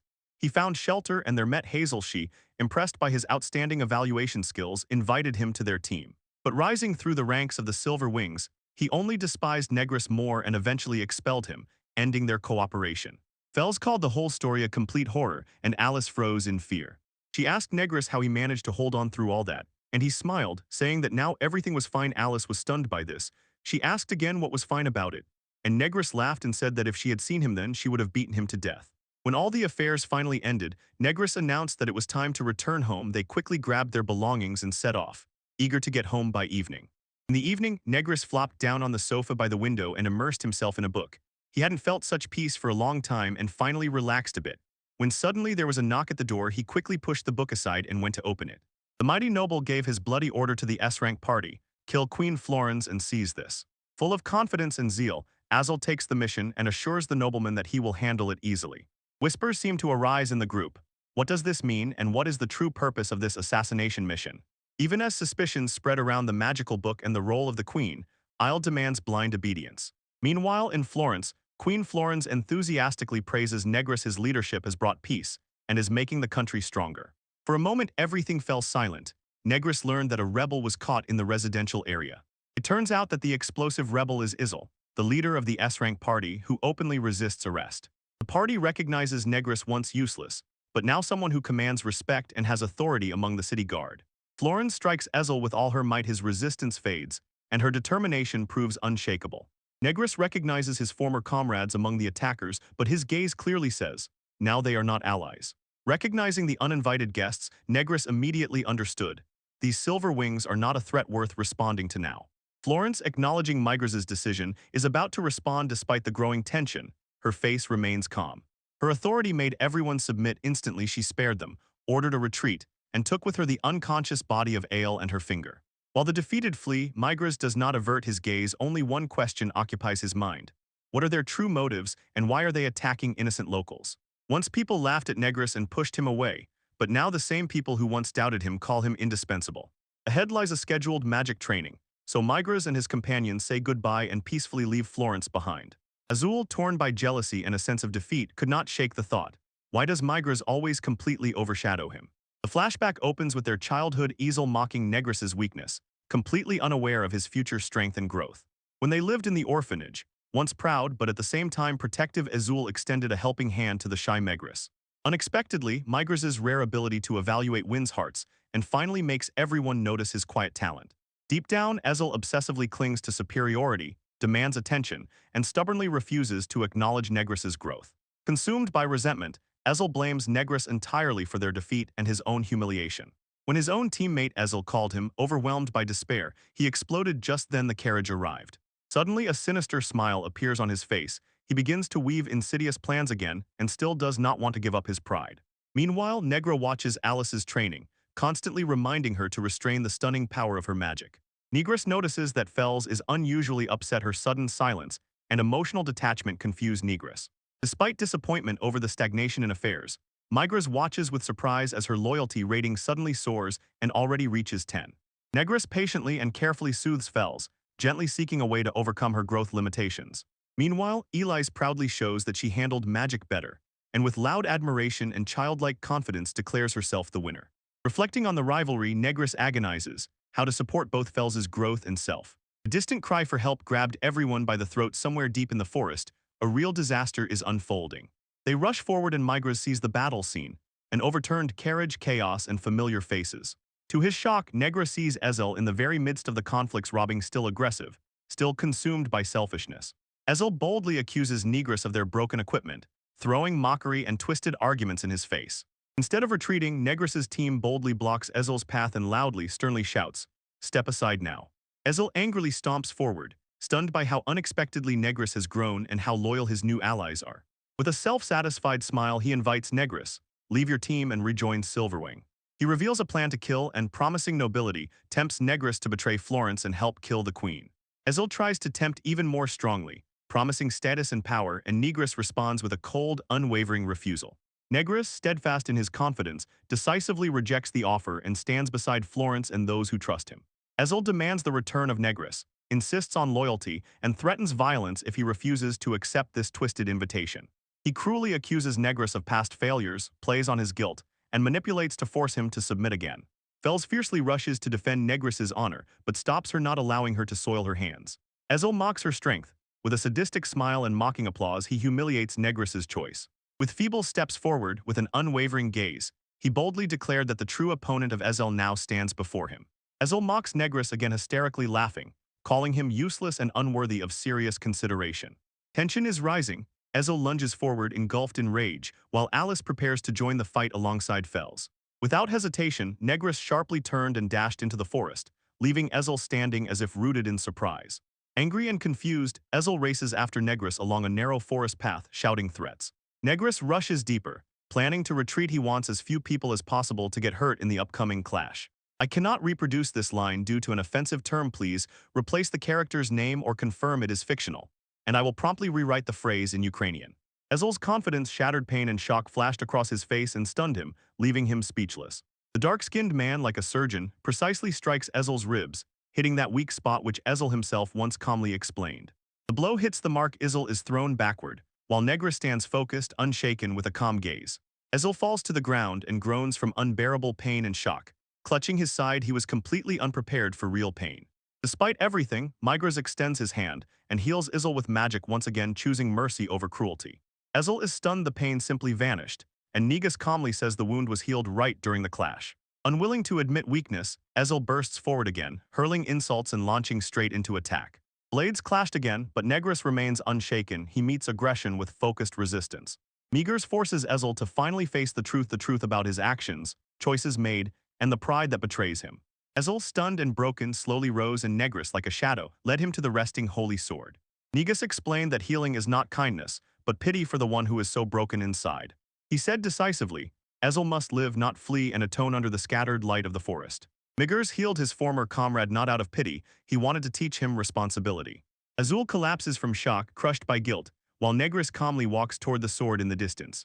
Negris decisively orders you to apologize and return to the guild to fix his life. The mission is accomplished, he said goodbye, left the group, and confidently set off. In the guild, a girl learns Ezreal's squad was ambushed during their return. Migers hands them over to the authorities and fervently asks to keep a close watch on them so they do not escape again.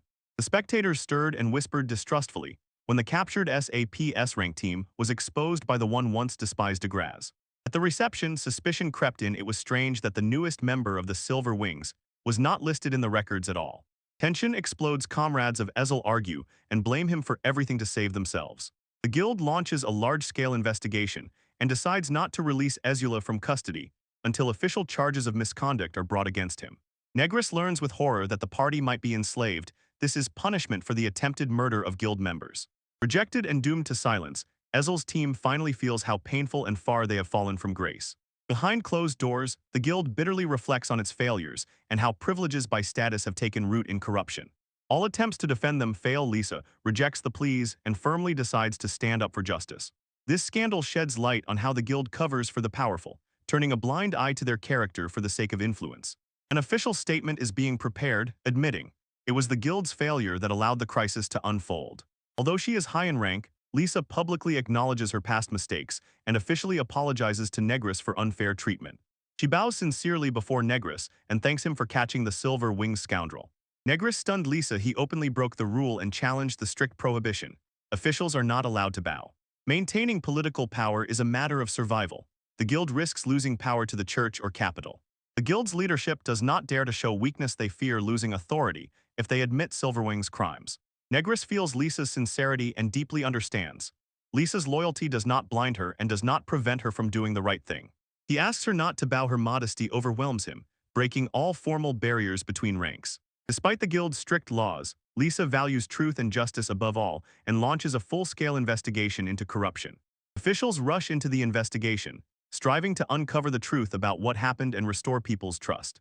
Negris and his team, having reflected on the day's events, finally decided to rest and eat together. The arrest of Azul brought relief, but Negris still cannot calm down. The guild may take revenge on Lisa. Late at night near the guild, a group noticed Lisa. She was standing alone and waiting silently. They, stunned by her appearance, call out, but Lisa turns away, visibly tired and anxious. Lisa hesitates to speak, but Negris gently steps forward, as if sensing that Lisa still carries a heavy emotional burden. Suddenly, Lisa announces that she is leaving the guild forever, and instantly everyone freezes in shock. Lisa angrily explains how the actions of the guilds drive her mad and that they rely on unfounded conclusions. Earlier, the guildmaster gave Lisa a scolding. He got angry because she apologized to a supposedly lower-ranked adventurer. She stubbornly stood her ground and with burning eyes accused him. He consciously allows corruption in Silverwing to continue.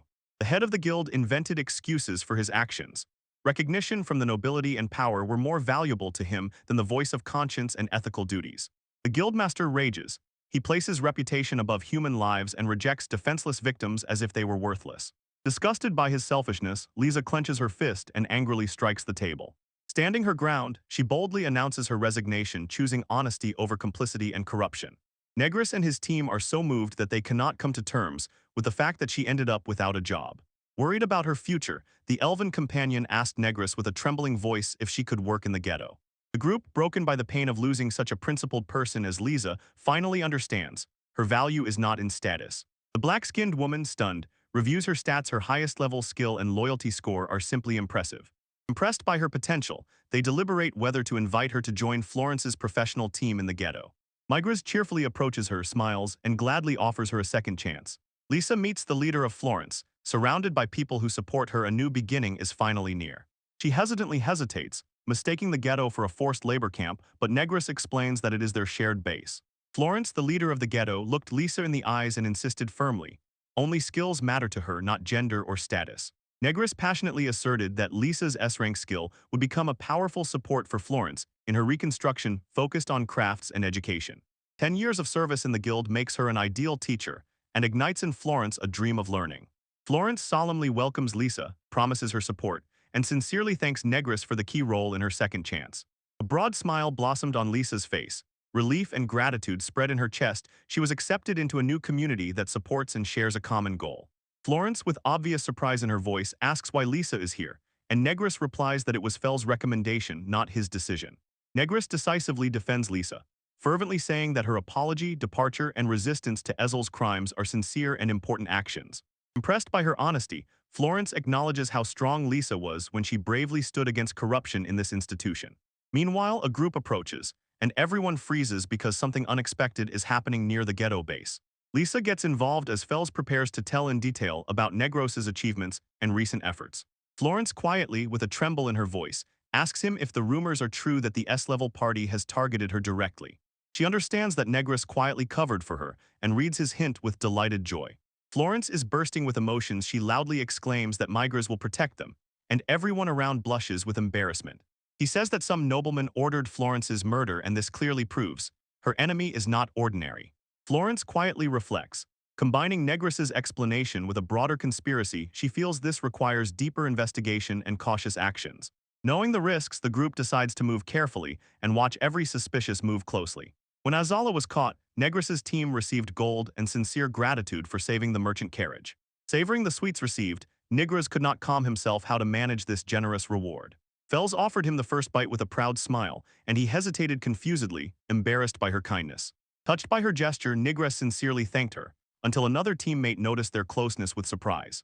Suddenly, Alice appeared without any warning with mysterious luggage, and a bunch of questions arose in the air. While the growing tension instantly dissipated, Alice decided to move as if a heavy burden had fallen from her shoulders. Here she was accepted, and there was no prejudice. While Alice was cheerfully settling in, Fels's anxiety grew. He felt that her connection with Negros was under threat. Promising not to interfere, Alice decisively set off without hesitation, and Fels silently watched them go. Negros suggested going for supplies. She felt that Alice's mere presence would change the whole house. Fels froze at his words, and her heart trembled at the very thought of going alone with him. Together, Migras and Fels slowly walked to the town, side by side along quiet forest paths. When they stepped onto the crowded streets, the villagers sincerely waved at them with gratitude. Some still remembered Nigras's previous exploits. One craftsman said that Nigras's ability to appraise things had changed his life, and because of this, a crowd of people gathered around him, ready to thank him. Children playfully shouted, surrounding the pair with eyes full of curiosity and tenderness, and laughter filled the air. Among them stepped forward a little girl and whispered, asking if magic could help the wounded. Suddenly, the girl recognized Migras, and joy spread through her as she realized that he was the one who healed her father. Her father appeared and gently scolded her, but suddenly froze. He recognized Nigras, a man from his troubled past. He hesitantly confirmed with a trembling voice that Nigras had restored his hand, and this allowed him to return to honest work. Grateful though nervous, the man quietly thanked, and Nigra quietly inquired about his past atonement. Overwhelmed with emotions, the girl blossomed with a bright smile and thanked the Negrita once again for saving her beloved father. Seeing the father and daughter safe, Nigra quietly smiled and sighed with relief. The heart became lighter. It fell. Bells, carefully catching his reaction, smiled too quietly, filled with pride for the man he had become. Local children and villagers helped prepare supplies together, so the trip for provisions turned out to be completely unnecessary. Around them, hands waved and warm farewells sounded, as friends wished them a safe journey through the city. On the way, they came across Lisa. She had just finished teaching and looked at them in surprise. Lisa found a new purpose. She taught children and quietly but persistently helped her community. They exchanged smiles and light conversation, grateful that after such a hard struggle, peace had returned.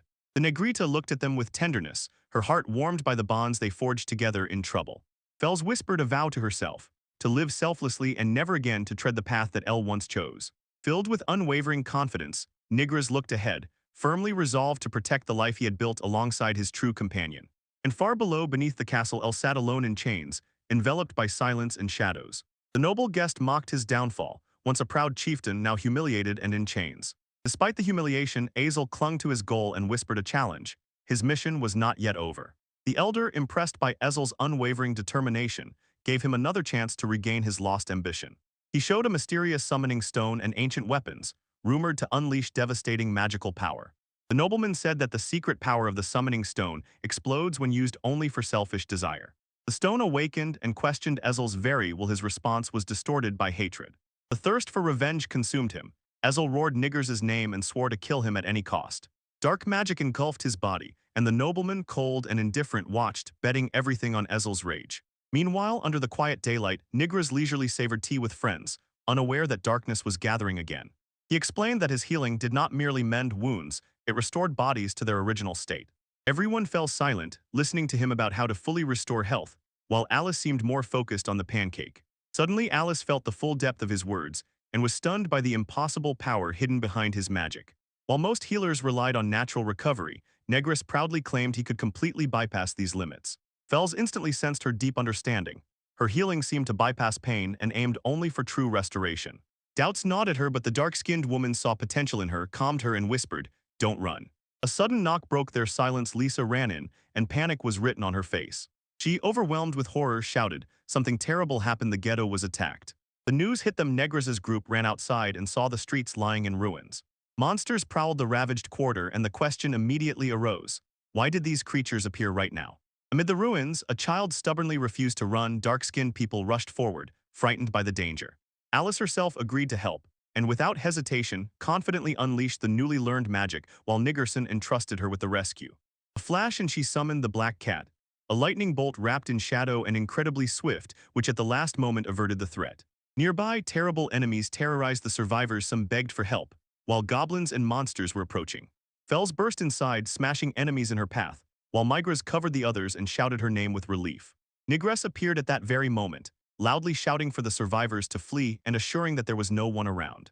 The fight did not subside. He desperately defended the people who cried, watching how quickly peace turned into ruins. Among the debris, he overheard a man with a broken heart, who with a broken voice called what happened unforgivable and senseless. Florence confirmed the worst fear of Nigress. The monster struck suddenly and covered the outer perimeter before help could arrive. Despite the mobilization, she admitted with a trembling voice, the losses were serious and even their strongest could not hold the line. Filled with despair and cornered, the villagers begged for help while the monsters destroyed their houses and lives. Negress agreed without hesitation. He promised to protect the people and push back the chaos.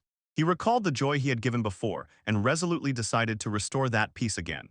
In Migras's eyes burned the fire of determination. He swore that no one would die anymore. Clenching his fists, Negress straightened up and resolutely proclaimed, "Without hesitation, I will protect everyone." In the guild hall, whispers spread. A clash of two dragons had erupted nearby, although everyone expected only one. His comrades rushed to help, but Negress asked Florence instead to stand in defense of the city. Florence pondered, did he doubt her abilities or did he consider her a burden?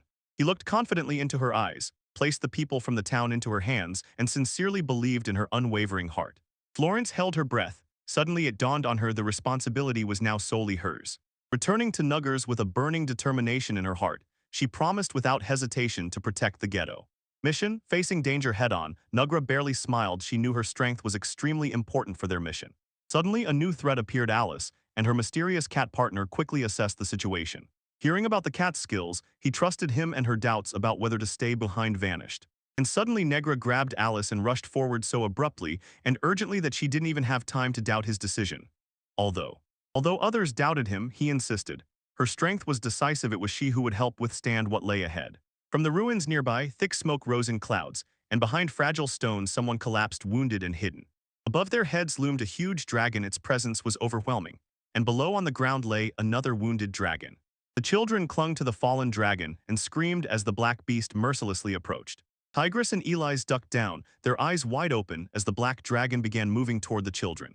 The dragon lunged to attack, but the girl fearlessly threw herself forward, shielding her fallen dragon with her body. Suddenly, an invisible force struck the dragon's neck, and a fierce explosion erupted inside it.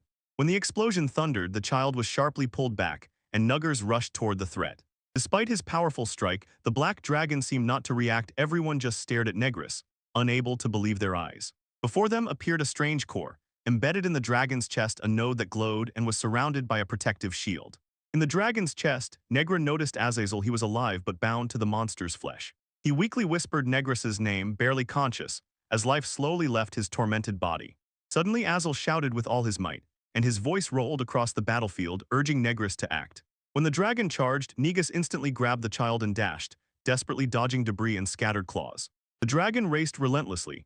Alice clenched her teeth and prepared an attack, while Azazel remained pressed against the beast's chest. Alice unleashed a barrage of lightning magic and directed it straight at the shield protecting the dragon's core. Despite the attack, the strange barrier worked again. Negress and Alice were left stunned and alert. Suddenly, they recognized that structure and ancient relic, the very ones that existed only in forgotten legends and magical chronicles. The front circle, like a sponge, absorbed spells. The rear repelled weapons, so all attacks simultaneously became futile. They felt the magical formation could be broken, its endurance had limits, though its power was impressive. With mad determination in her eyes, Alice announced the plan, to strike the formation with thunder magic. She had a simple reason: she also wanted to protect everyone as best she could. The black dragon rushed forward unsuspecting, while behind it Alice's most powerful attack was already gathering. She released a huge lightning bolt, a deafening explosion stunned everyone and tore through the battlefield with its destructive force. Negris felt that Alice's emotional strength enhanced her power and enabled her to break the magical barrier. Weakened, Azul confirmed, the attack worked. He was exhausted, but the defense cracked. The transformed berserker soul burst out with a roar contrary to all expectations, threatening both friends and foes alike. A deafening explosion tore through the air. Nuggers and Alice fell silent, trying to understand what caused this new wave. Somewhere far away, a sudden flash of monsters incinerated a house, and Negus instantly felt a telepathic warning from his ally. Suddenly they realized Azul's transformation was connected to his ability to summon. It was this that released monsters throughout the city. Nugris knew now he was Azul's new target, and the others were exhausted and could no longer fight. He asked Alisa to flee together with Yui, because he sincerely believed their protection was more important than this dubious victory. Alisa protested, but Nedros stubbornly demanded that they survive. Chances were slim, but sacrifice was inevitable. Torn by doubts but trusting him with all her heart, Alisa stood firm. Negus shouted sharply for them to run without hesitation. Florence and Fels returned at the last moment, determined, while chaos raged around them. The monsters attacked again in a crowd, and Negus begged Florence to lead Alisa and Yui out before the situation worsened.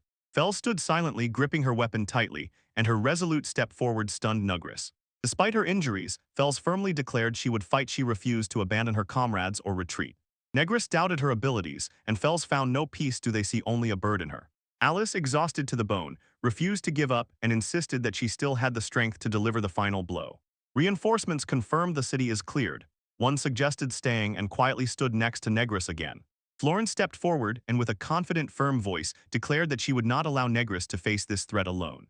Standing next to Negris, Florence confidently made it clear they would survive by protecting each other as equals. Side by side, the group stood united and ready to confront Azelgain. This time they would not fight alone.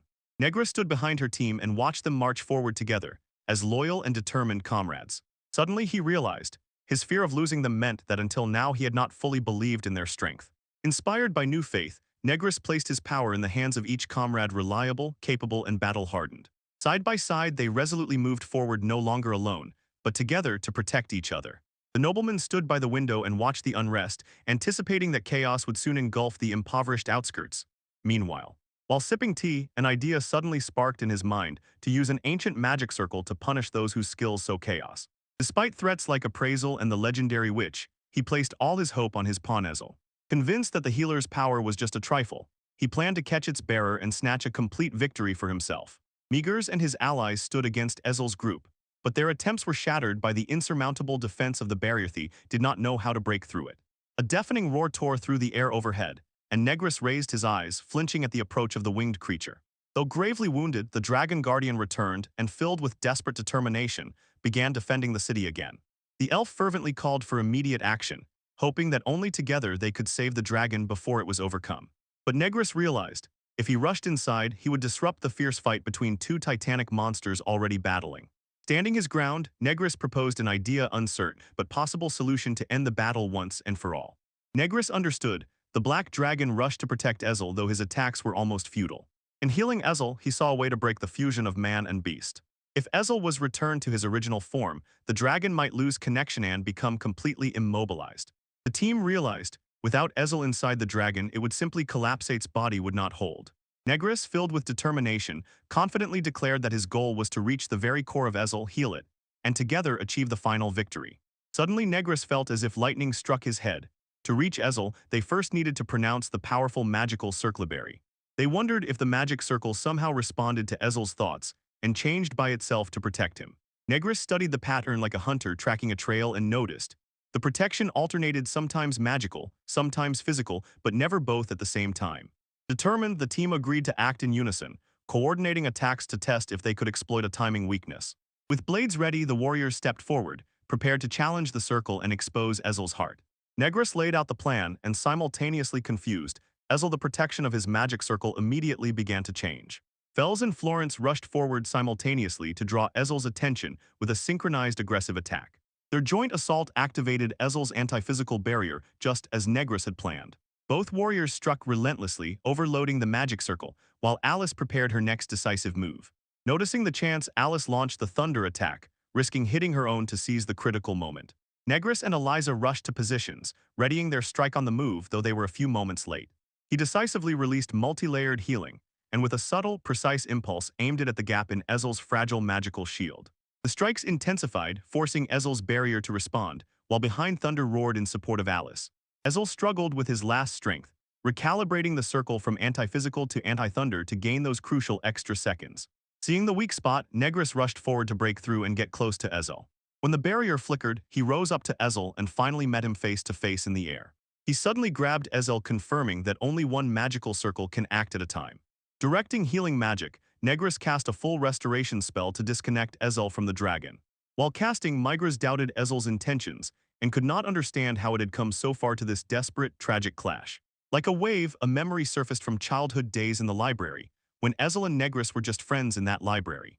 In the library, he snatched a book from Negris's hands and was surprised it was about healing. Boredom caught him and he challenged the black girl to a duel, hoping to draw her into a sword fight. Idris calmly refused, sincerely admitting that fights and swords were not to his liking, and instead devoted himself to studying support magic. Ezel smiled confidently and insisted that Negris stay behind him, promising that he would handle the fight himself. He froze suddenly, looked up, and embarrassed, could not believe Azul's sudden determination to protect him.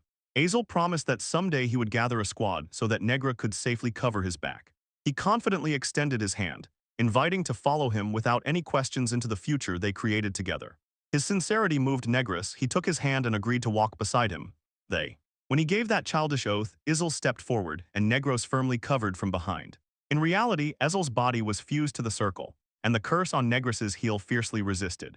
Ezel's soul completely merged with the circle. Ordinary healing methods could no longer separate it. Pain consumed him. He screamed and begged for help as his body slowly disintegrated. Negris suddenly felt that all his life he had chased only recognition, and now doubts arose about his own motives. He fell in agony, and nearby warriors stood ready, prepared to face any threat from the remnants of the circle. Without saying a word, Negris stepped forward and embraced Ezel's fading body. Comrades stood silently around him. He made a bitter choice. His soul was already too lost, so it could not be saved. Even when Ezel begged, Negris refused. He stubbornly clung to power, not to redemption. His heart was torn in two, yet he whispered the truth. His obsession proved stronger even than healing magic. Distorted and enraged, he blindly rushed into attack, shouting that he was superior, while his body rapidly fell apart. But deep inside, fear awakened. He spoke the last truth. He did not want to disappear. Basil crumbled to ashes. Negus stood silently and watched, and behind him the team and the battle finally ended. Exhausted from the fight, the team raises their eyes to the sky. Smoke of victory rises over the battlefield. Negris sincerely thanks his comrades and entrusts them with the care of Alice, and Yui fails. May they recover. Having found the wounded dragon guardian, Negris rushes to save him, to make it in time while his life still flickers. Negris, filled with gratitude for the dragon's self-sacrifice, thanks him and at the same time does not hide his surprise. Why did he so unexpectedly agree to help? Having healed, the dragon sits quietly and motionless, and Negris cannot understand why did he help them. The dragon blushed slightly and shyly, but sincerely thanked the surprised Negris. The dragon quietly giggles. Negris watches as he flies away, and voices praising him can be heard around. Florence trembles, observing how Negris is closely connected with the dragon, and admires his healing magic and sincere kindness. When Negris says how important Florence is to him, she freezes at his sincerity and he gently takes her hand. He vows to always heal her, and Florence holds her breath. Her heart pounds from his unexpected tenderness. They quietly stood amid the ruins, silently watching the destruction that befell this poor district. Negris swore to seek justice for that destruction and revealed Ezel's betrayal and his ties with the demon race. Within a few days, people united and rushed to rebuild. Smiles did not fade from their faces, though difficulties and deeply rooted struggles still continued. In response to a question, Negris frankly admits, without hesitation, he gave the guild money to support the reconstruction. Alice is still exhausted after magical efforts. Although she tries, she still needs time to recover and rebuild. She admits she regrets giving her savings for the journey but tries to brush it off, pretending everything is fine. Pulling herself together, Alice said she would help, although she does not yet feel any real difference in her powers. Interested in possible changes, Negris suggests checking Eliza's indicators to understand how much she has grown. To their surprise, her magical power was now called Droidist. It exceeded all expectations and stunned them both. What was considered the limit rank SS suddenly astonishingly reads as SSS. Eliza, proud of her power, demands praise and with a radiant smile calls herself the strongest sorceress. Inspired, she joyfully rushes forward, while Negress calmly watches her, radiating quiet confidence. Florence approaches with warmth in her voice, sincerely grateful to Negress for constant support and for how easily she lifts everyone's spirits. Negress convinces her, don't worry about money, he attributes all difficulties to Assel's betrayal. Florence explains, thanks to Negress no one holds grudges anymore, hope and smiles have returned to everyone. Hearing the townspeople's praise, Negus quietly reflects on whether his actions truly carry such weight. Florentia. Lawrence tries hard to talk to Negress alone, but the townspeople urgently call her back, they need help. From above, Negress and his companions watch as the townspeople joyfully celebrate restoration proceeds, step by step. Seeing their resilience, the elf with a pang in her heart realizes she must adopt their unbreakable optimism. Although everyone says she is strong, she whispers about her persistent doubts and how she often feels inadequate. Nedger smiles gently and says that he would not have stayed if Fells were not nearby. Shoulder to shoulder, he quietly thanks her for walking this road with him and bringing him comfort and strength. When he recalls her dedication and lessons, he admits, she is the one he trusts and cherishes above all. Negress sincerely asks with hope in her voice, will she stay by his side from now on? Waiting for her answer, shocked and speechless, Fells looks at Negress, and her heart quietly trembles from his sincere confession. Burning with joy, Fel vows not to abandon Negress and to be by her side all her life. Meanwhile, somewhere else a dark figure crumples a newspaper. Assel's defeat fuels anger and sows doubt that grows relentlessly. A mighty nobleman is stunned to learn that the poor district survived unscathed, a miracle that until recently everyone considered absolutely impossible. When he finally realized that Negress was behind all this, it became crystal clear to him. The healing magic of assessment is the decisive force. At that very moment, the knight breaks in, whispering about a rebellion and about Negress's unexpected involvement. Jin, leader of the Order of the Holy Knight, enters so authoritatively that a lad Elfred freezes in astonishment. She warns, disturbing the fragile balance between kingdoms, guilds, and the church could result in the complete collapse of the state. Aled responded coldly and warned Jean not to interfere anymore in matters that do not concern her. Despite his threats, Jean still came to investigate. He suspected that Alad's ambitions threatened the people and the fragile stability of the kingdom. Jean decisively says that their actions will not go unnoticed. Surveillance of the poor district immediately intensifies. When she said everything she had to say, Jean calmly left, and Alad silently watched her go. Many dismissed Jean's threat, calling the Lord of Darkness a fool, yet they still remained cautious because of it. From above, he notices Jean's younger sister in the yard, and an alarming rumor about her immediately comes to mind. Whispers crawl, beneath her innocent appearance lies a forbidden, cursed ability. Alad smiles ominously through the window, clearly intrigued by a new, possibly threatening or opportunistic development.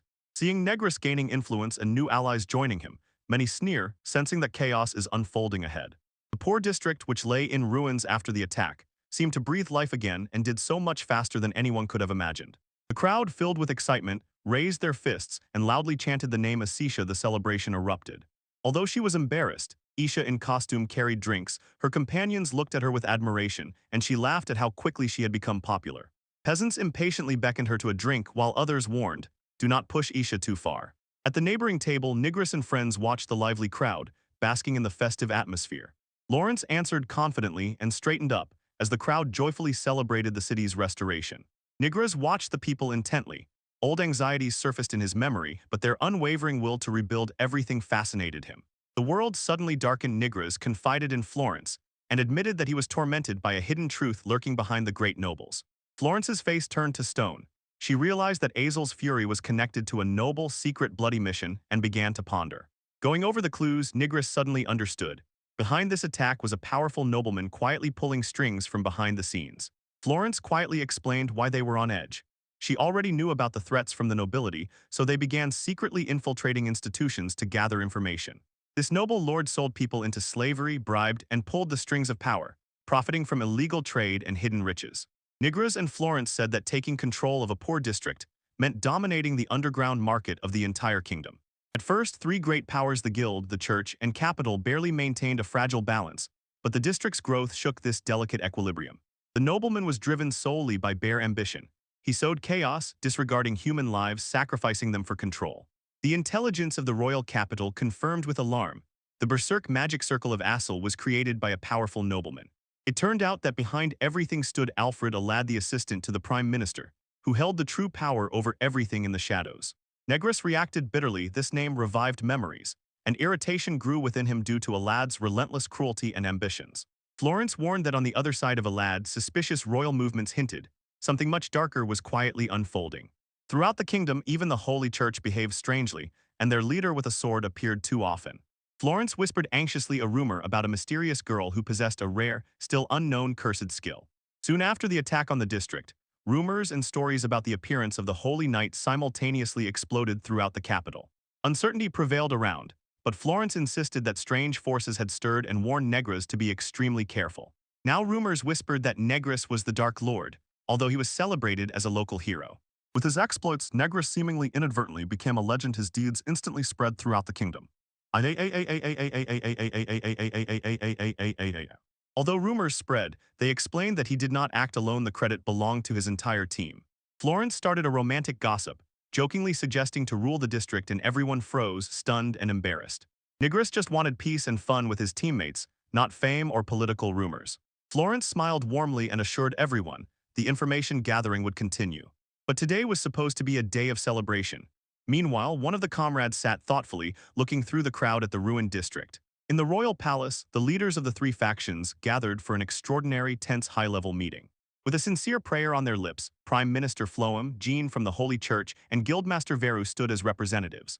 She flew in late, tearing the silence with biting sarcasm, and without any hesitation addressed the others. While Flumok Jean lounged indifferently, his stern gaze filled the room with tension and anxiety. As scandals gained momentum, Veru boldly declared that she would rebuild the corrupt Adventurers Guild from the very. Jane calmly shifted everyone's attention to the main point and said simply, "It was only about one thing: solving the Dark Lord problem." Flum sharply waved his hand, implying that no resident of the poor district could defeat the Black Dragon. Pointing at Alad, Jean fervently insisted that the crisis was caused by the Prime Minister's right hand. With concern, Flum warned that unchecked power could roll into the capital and shake their political control. Instead of giving the order to kill, Jean suggested capturing the man to find out what was really behind all this. As soon as Vera spoke about Jean's sister, the tension instantly rose. Jean resolutely assured that she would protect her without hesitation. Meanwhile, elsewhere, a mysterious figure disdainfully remarked that everyone was boring and was not at all impressed by what was happening around the kingdom. That evening, the festival in the poor district was in full swing. Laughter, drinks, and celebrations filled every cramped table. Negras cheerfully made her way through the crowd, making sure Alice was all right and filling herself with festive energy. Suddenly, whispers about a fight spread, and Negras rushed there, her heart pounding with fear. Fels and Florence were nowhere to be found. Negras was moving through narrow alleys following the noise, not understanding what caused that strange clatter, and suddenly she fell. Bells dominated the sparring, teasing her opponent and mocking her, saying, "You are weak because you do not use the proper body improvement techniques." Florence sharply corrected Negras's form, sharply pointing out mistakes in his swordsmanship and that he still relied too much on magic. Florence felt his strength. Negras's spirit made it so that he would hardly lose easily. Despite her skills, Fels admitted, recent events had shaken her confidence, and inside she still felt too weak. Fels tightly gripped the sword in her hand. In her heart burned the desire to become stronger and protect those nearby. Although there was tension between them before, Florence still agreed to continue training Fels, because she saw that she had grown and become truly devoted. Nearby, Negras silently watched the scene unfold, surprised by their efforts and completely not understanding their significance. He was moved. He understood. Fels shines with happiness precisely when she chooses her own path and pushes herself forward. Without interrupting, Negras silently stepped away, leaving them determined to train under the fading sky. The young girl sat alone in the garden, unaware that someone's figure was quietly sneaking up from behind. The sinister man noticed his target, the mysterious cursed girl, marked for something dangerous. Outside the royal hall, the elder sister persistently asks the girl to quietly wait during today's meeting. He sternly orders, "Do not tell anyone, and under no circumstances remove those gloves." Night recedes, and among the nobles whispers circulate. A cursed girl has appeared in the estate. Troubling whispers creep to her ears, and she, frightened and heartbroken, hides from watchful eyes. Judgmental glances tighten the air around. Startled by a sudden voice, she looks at her gloved hands and does not know what to answer. Suddenly, a stranger appears behind his good-natured smile hide true intentions. He asks her, pretending to be a friend, and extends his hand to her. Suddenly, he reaches out his hand and insists on playing. She resists, her voice trembling, not sure if he is really dangerous. His face darkened, a sinister smile spread across his lips. Her "don't touch me" was not just fear breaking through in words. A cheerful company is gathering, and Alisa is yawning. She is still tired from yesterday's adventures and magical training. Hearing footsteps outside, the boy suddenly turns around and is pierced by surprise. Someone completely unexpected is approaching the front door. The fierce guardian dragon blocked the way the group froze, stunned by its sudden appearance. The dragon growls dully, as if questioning why they are here, and they cautiously explain that they have come with peaceful intent. Curiosity flares up. This guard almost never goes down to the lower quarter, so suspicions grow. His silence only thickens the tension. Meanwhile, the girl lies unconscious, tightly clutching a glowing glove in her hand, unaware of the growing commotion outside. The dragon is panicking, growling louder and louder, and its frantic movements seem to scream. Something is wrong. Someone nearby is in mortal danger. Through thick bushes, the dragon finds the fallen girl and rushes swiftly to her. It finds her, eyes wide open with fear. She trembles, almost fainting, tightly clutching the shining, sealed emblems. Drops of sweat run down her face, consciousness dims, breathing weakens, a strange force loses balance. The dragon explains everything, trusts Nigris, and wholeheartedly believes that only he can protect the fragile life of the girl. The girl froze on the dragon's palm, not moving at all, and Nigris quietly watches, determination burning in his eyes. Looking at her bruises, Nigris realizes with horror in his heart. Her energy is extremely low. Treatment must begin immediately. Magic flows. Her wounds slowly heal. Healing bubbles gently embrace the hand and carefully seal them. Although stable, she is still unconscious. Nigris asks to leave them the room so that in silence and peace she can fully recover. Draw. The dragon led them to the mansion and gently settled the girl in a quiet corner so she could rest. Through the quiet room, horses slowly walk. All silently look at her with quiet hope that she will wake up and feel no more pain. Eyes slowly open, and the girl looks up confused and bewildered. She does not understand where she has ended up. Frightened by cheerful voices, she flinched, but strangers greeted her warmly, and her heart beat stronger. With a quiet smile, Nigris tells everything: how dragons save, how they heal, and where their humble refuge is located. Nigris utters his name. The girl is silent. The air tightens. Others press her, demanding an answer. When they noticed her discomfort, the tension instantly melted away. Everyone gently calmed her and gave her as much time as needed to feel safe. After a short pause, she whispered, Altera, the only name left in her memory. Questions rain down on her like hail, and a confused Altera admits she remembers nothing, neither home nor family. The group racks their brains. Nigris suggests memory loss, and Altera quietly agrees she no longer knows where truth ends and fiction begins. They looked more closely at her gloves. Curiosity sparked in the group, and someone recognized the pattern. It was something incredibly rare and sacred. They recognized the emblem, a church relic created to suppress the powerful abilities and magic of the black-skinned sorceress. He activates his evaluation ability. A piercing energy bursts from his hand, illuminating hidden information about Altera's true identity. The status screen stunned him. Her indicators were unreadable, and errors constantly popped up in all ability categories. He looks intently at her status: primal destruction. Everything she touches can instantly turn to nothing. Before he could comprehend this, unbearable pain tore through his chest where she touched. A blinding flash erupted and he fell. Falling, Nigris clutches his chest. Panic spreads inside. His heart races wildly. Magical backlash overwhelms him. Altera stands and watches as others panic around her. Confused, she asks herself, not understanding what caused this reaction. Nigris looks at her again. Earlier, he missed several important details and now must piece together a complete picture of her condition. Nothing acti. As soon as he activates it, the evaluation suddenly fails. Everyone is shocked. His skill had never failed like this before. He feels that her power affects not only things, her presence disrupts even the ability to evaluate. He became scared from the realization. Her ability could completely erase other skills, a power that could destroy even divine blessings. Tigris is lost in herself. She does not know who she really is. He connected rumors about the cursed girl from the royal capital. He looks at the floor, his face tightened with anxiety, and her silence hints at a painful hidden truth. Flashes of rejection emerge. She remembers being called cursed, but those memories are distant and shattered into small pieces. Altera explains that the gloves suppress her power as soon as she takes them off. A destructive wave rolls through her whole body. Everyone around fell silent and listens as if the faintest whisper could break the silence. Nigris understands. These gloves are a seal that keeps misfortune away from the people nearby. Nigris feels something invading her body. Even in gloves, her destructive ability does not fade. He hesitates whether healing magic can suppress her ability and does not know how it will end. Risking it, Nigris desperately whispers a healing spell on his evaluation skill, hoping it will finally work. After healing, his ability to evaluate worked again on others, and the destruction effect seems to be temporarily neutralized for now. He asks to examine her sealed hand. Altera freezes for a moment but slowly lifts the glove. Altera's hand turned gray and cracked, and this rapidly spread, frightening even experienced healers. Standing face to face, Nigris and Altera silently exchanged thoughts, and neither. Words were not needed for sorrow to unfold within her. She openly confessed her fear, and Nigris's solitude promised to heal what others feared to touch. Nigris smiled confidently, and his gaze blazed past deeds that made Altera believe in his strength once again. He recalled how in the old party he was rejected, ignored, underestimated, and always left completely alone. Understanding her loneliness, Nigris gently took her hands, resolutely determined to completely lift the curse. A soft glow spread around as the healing magic rose, gentle, focused, and filled with quiet power. The companion threw him a cold warning. This ailment had not yielded to any known treatments throughout recorded magical history. Colors slowly returned to her fingers, and Altera, looking at her trembling hands, could not believe it, they were gradually healing. He stopped the curse of spread, but the true nature of the origin skill still remained unknown. Altera, who had previously been ashamed and hid her hands, timidly showed them, stunned that someone called them beautiful without hesitation.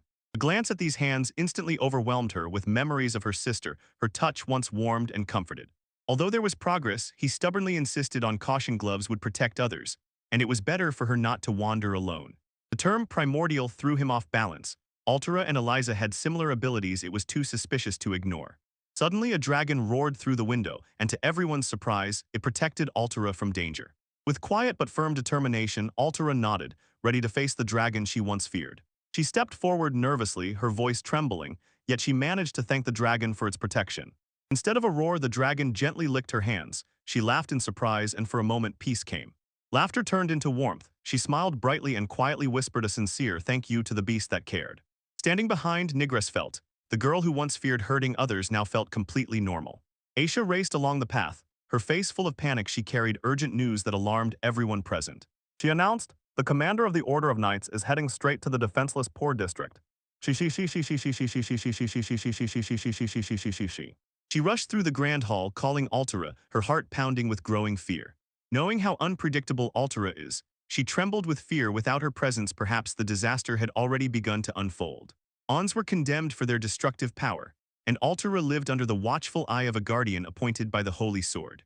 If Altera lost control, her overseer vowed to end her without hesitation, without mercy. Guilt struck her to the core and left Altera alone. She risked bringing tragedy upon innocent lives. With the appearance of the masked man, Florence's suspicions flared again. His presence once more confirmed her worst fears.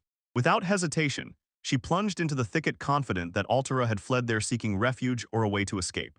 At the entrance to the thicket, Florence was met with resistance, but she, unwavering and urgent, announced Altera's presence in a commanding voice. Her demand was rejected. Determination hardened within her. If diplomacy failed, she was ready to break through by force. Suddenly, Nigris appeared right before her, and Florence froze in shock. It seemed to her that his appearance could instantly turn everything upside down. Altera nervously raised her head. The air was tense, and unfamiliar voices echoed around. She stepped forward, and a relieved smile blossomed on her face. Among the crowd, she finally saw her long-lost sister. Filled with gratitude that Altera was safe, Florence kindly insisted that she return home, despite the contemptuous words of others. Turning to the man next to Altera, Florence resolutely demanded answers. She did not understand his intentions, and did not know what role he played. Suddenly, the connection confused her. She froze mid-thought, frightened by what she did not expect. Florence jumped back, shocked. Altera recoiled from her in horror. Her own sister simply did not recognize her. A whisper of surprise spread around. People gradually pieced together the puzzle. Florence turned out to be Altera's older sister. The explanation sounded simple. Altera had probably lost her memory. Everything was erased. Only instincts and magic remained, although she retained her name and powers, but all her personal connections dissolved into a blurred spot of oblivion. Florence clenched her trembling fist, unable to come to terms with the cruel truth. Altera remembered nothing. Tigris introduced himself as an adventurer from the slums, and Florence, thanking him, cautiously inquired who he was. Although Florence had a title, Nigris stubbornly refused to release Altair until he saw proof of their connection and trust. To test his own strength, Nigris activated the assessment, raised the sacred sword, and the colossal power instantly stunned him. Her indicators revealed the truth: incredible skill, terrifying devotion, and a title feared even by experienced warriors. Grateful, Nigris firmly insisted that Altera's fear was more important than anything. He challenged Florence's authority and reduced her to a simple church duty. Altera hesitated, embarrassed by this confrontation. Her eyes pleadingly searched for someone who would simply ask her. She shouted in protest, clutching Nigris, rejecting Florence's pleas and demanding to stay. The group froze in stunned silence, and Nigris did not take his eyes off Florence, impatiently awaiting her response. Trying to reach her, Nigris explained that Florence's gaze was not hostile. It flickered with sincere family care. Irritated by the refusal, Florence sharply raised her voice, but Niagara quietly and confidently insisted that force would only increase Altera's fear. Altera stubbornly defended Nigris, insisting that his kindness weighed more than brute strength or noble status. Showing her healed hands, she enthusiastically praised Nigris's skill, and Florence's face suddenly turned pale with alarm. Altera stretched both hands forward and invited Florence to see for herself what kindness looks like, with joy. Altera smiled joyfully and thanked once again. Nigris's healing even reached her wounded hands. Although Florence doubted, she could not hide her surprise. She never expected that an adventurer from the slums would show such incredible magic. Everyone enthusiastically praised Nigris, proudly listing his strengths, until their admiration overwhelmed the embarrassed healer. Florence silently observed his actions and suddenly realized his healing was not selfish, it grew from pure kindness. When he was accused of being the Lord of Darkness, Nigris exploded in protest and loudly insisted that he had never chosen this title for himself. Resolute and serious, Florentia made a decision. All doubts evaporated, and now she would act decisively. Her sudden change of position alarmed the group. They instantly went on the defensive and rushed to warn to protect Altera. Florence sincerely thanked Altera for the healing, but with a firm heart confirmed her duty as commander of the Holy Knights. Announcing that the country was in danger, she deftly drew her sword from its sheath and declared that the forces of the wilderness now threatened the country's balance. She explained the council's decision. They decided to capture the Lord of Darkness. The strongest in the wilderness is Nigger. Tigris objected, but Florence's sharp, faith-backed premonition was necessary to protect ordinary people from danger. When the sacred sword flared up, everyone froze. It became clear Florentia truly decided to carry out the mission. The group finally confirmed the sword's origin. It turned out to be one of the 7 sacred blades used by the church. He was against violence. Nigris tensed. Florence unleashed the full power of the folded knight against their formation. With one lightning-fast move, she surged forward and released a devastating strike that swept across the battlefield. Nigris instantly reacted and rushed to cast healing magic, sensing that injuries would appear at any moment. A clash with Ophir erupted. Florence launched into continuous attacks while others fussed, barely holding back the furious onslaught of sacred power. Florence unleashed a wide energy strike. The pressure and incredible force forced the opponent to sharply dodge. Nigris healed relentlessly but realized Florence's overwhelming power still dictated the course of the battle. Fearlessly rushing forward, another fighter intercepted Florence's attack, clashed swords, and disrupted her momentum, protecting Nigris. Without hesitation, Florence responded with destructive power, unleashing her powerful finishing move, Thunder Train. An explosion thundered over the field. It forced everyone to scatter, and under the oppressive tension, the people regrouped again. Florence stood unshakably, and her attack swept away the enemy, releasing a devastating wave of power. Although Nigro was casting healing magic, he barely kept the allies on their feet under the relentless pressure of the battlefield. Suddenly, another girl burst into the clash. Her sword clashed with Florence's sword and changed the rhythm of the fight. Florence sharply warned them of danger, summoned the Thunder Train, and instantly delivered a magical counterattack. When the deafening explosion subsided, Florence strode toward the stunned opponents, ready for the next confrontation. Niglis cast a multi-layered healing spell, realizing it would be absorbed to charge the Holy Sword. The Holy Sword absorbs all the magic around, accumulating colossal power in its heart and above it.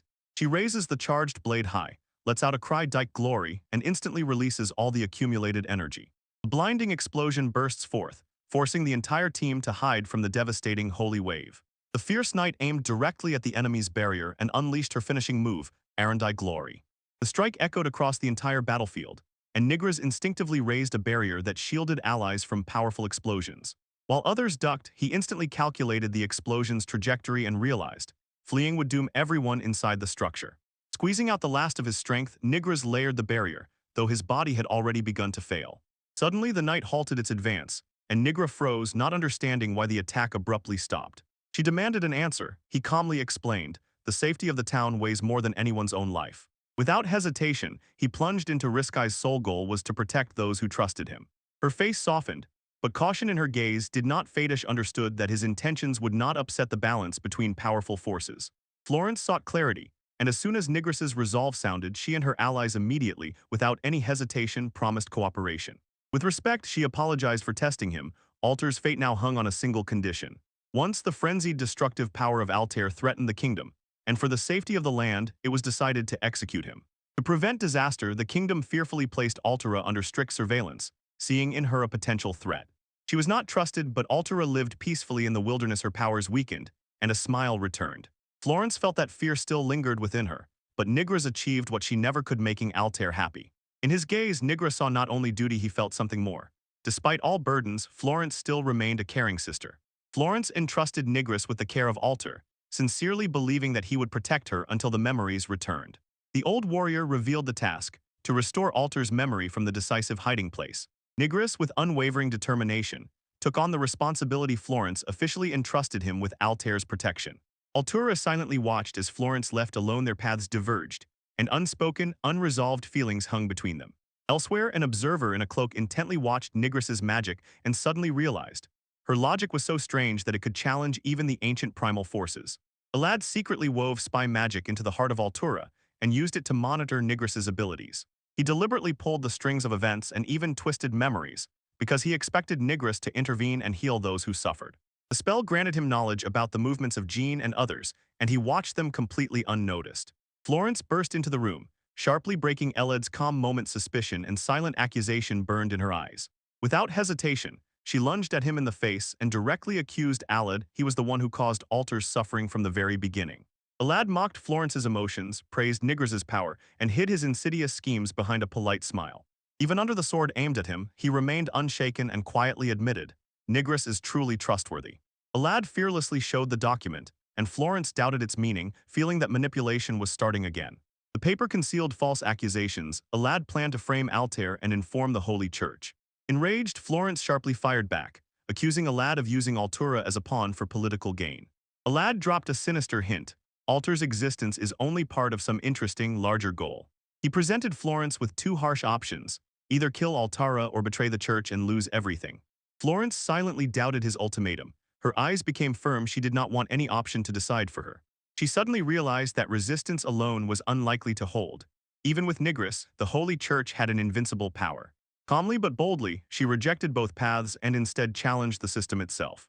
Determined, Florence raised her sword and loudly declared that Altura's happiness was more important to her than the demands of the Holy Church.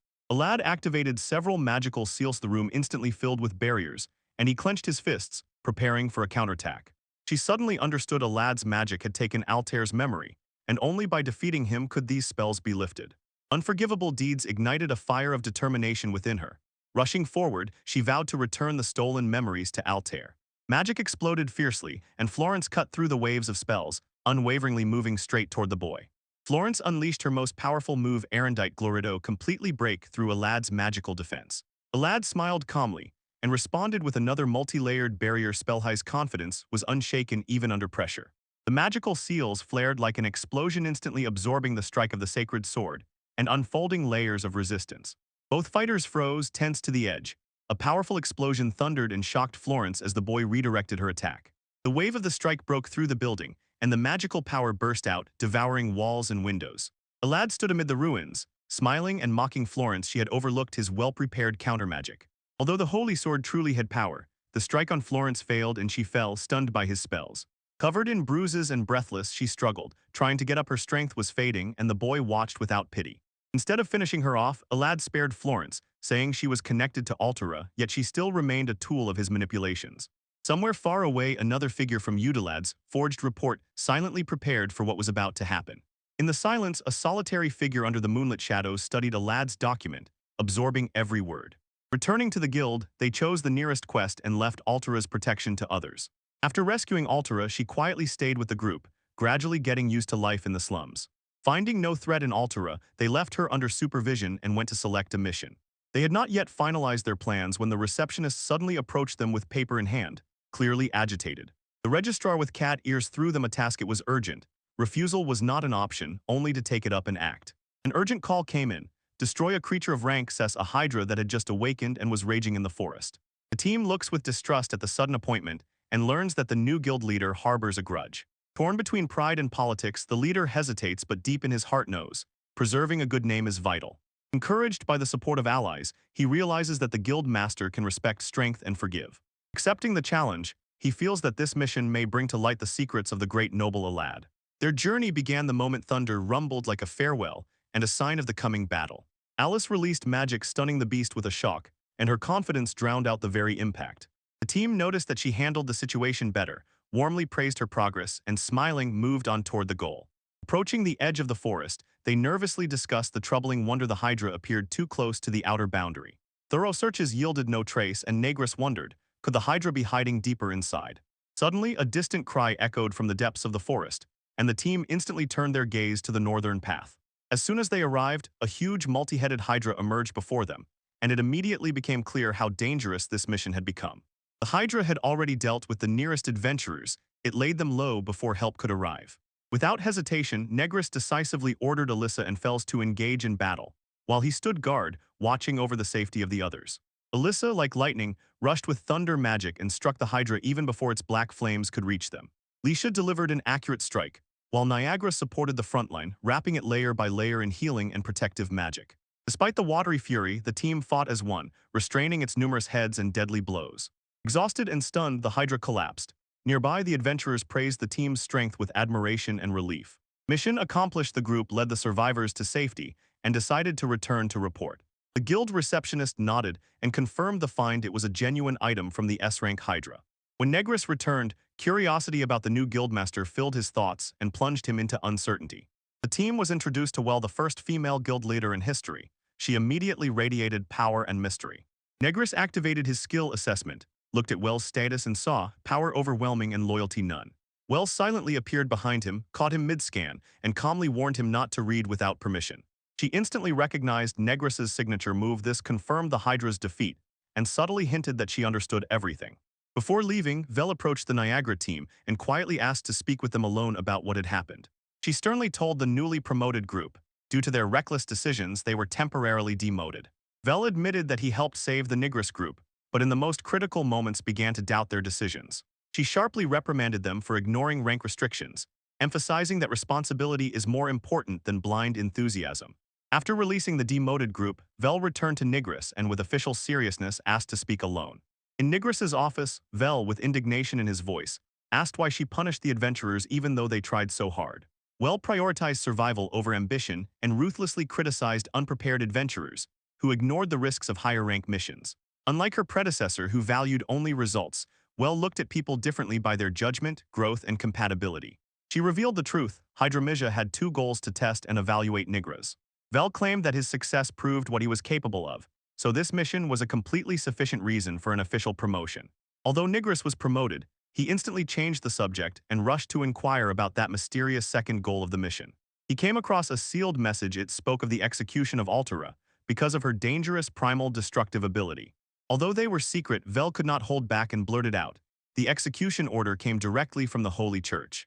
Vel encouraged calm, smiling and assuring them that she had a plan, and pointed to her hidden decision. Suddenly, a hidden magic circle opened. Alice instantly recognized it as powerful and possibly forbidden. Vel recognized the magic circle of Azul and immediately connected it with Negris's hidden past. Negris decisively brushed off that hint, as if he had a connection to darkness or forbidden forces like Azul.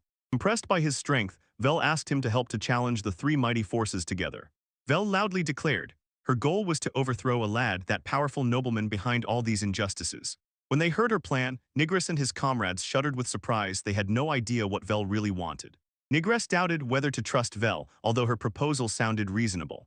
Vel warned there was almost no time left. Any minute of delay would cost countless innocent lives. Elsewhere, a man in the shadows revealed his plan to regain his true body and rise again. The mysterious sword with a sealed magic circle inside seemed to foretell the return of something destructive. On the eve of the crisis, it turned out, twin dragons are monsters that only grow stronger over time. A mysterious figure offered a way home, but to use it, one must tame a forbidden power.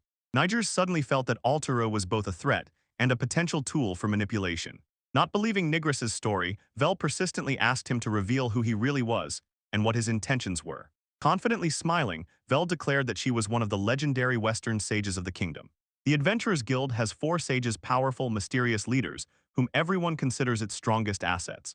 The group learns that even the Western sage is ready to stand in the way of Alad's dangerous hidden conspiracies. Everyone froze, listening as Vel revealed Alad's true goal, an unknown place hidden in the wilderness. That place turned out to be a secret library lost deep in the wild thickets. In that forgotten library, beneath a layer of dust, lies an ancient magical crest that can unleash catastrophic destructive power. 7 powerful crests shine on the sacred swords, and this 8th one remains untouched, buried in darkness. Negris realized with horror, what the boy was searching for was far more dangerous than the mad rampage of the furious black dragon. Well insisted, the highest priority of the mission is to immediately retrieve the pure crest before Elid does. The group silently acknowledged the threat. Everyone tensed and prepared for the dangerous road ahead. Meanwhile, Elid advanced his plan, fervently believing that Puricrest would soon return his body. In the depths of his fortress, he activated that mysterious weapon, and suddenly its connection to ancient power flared up.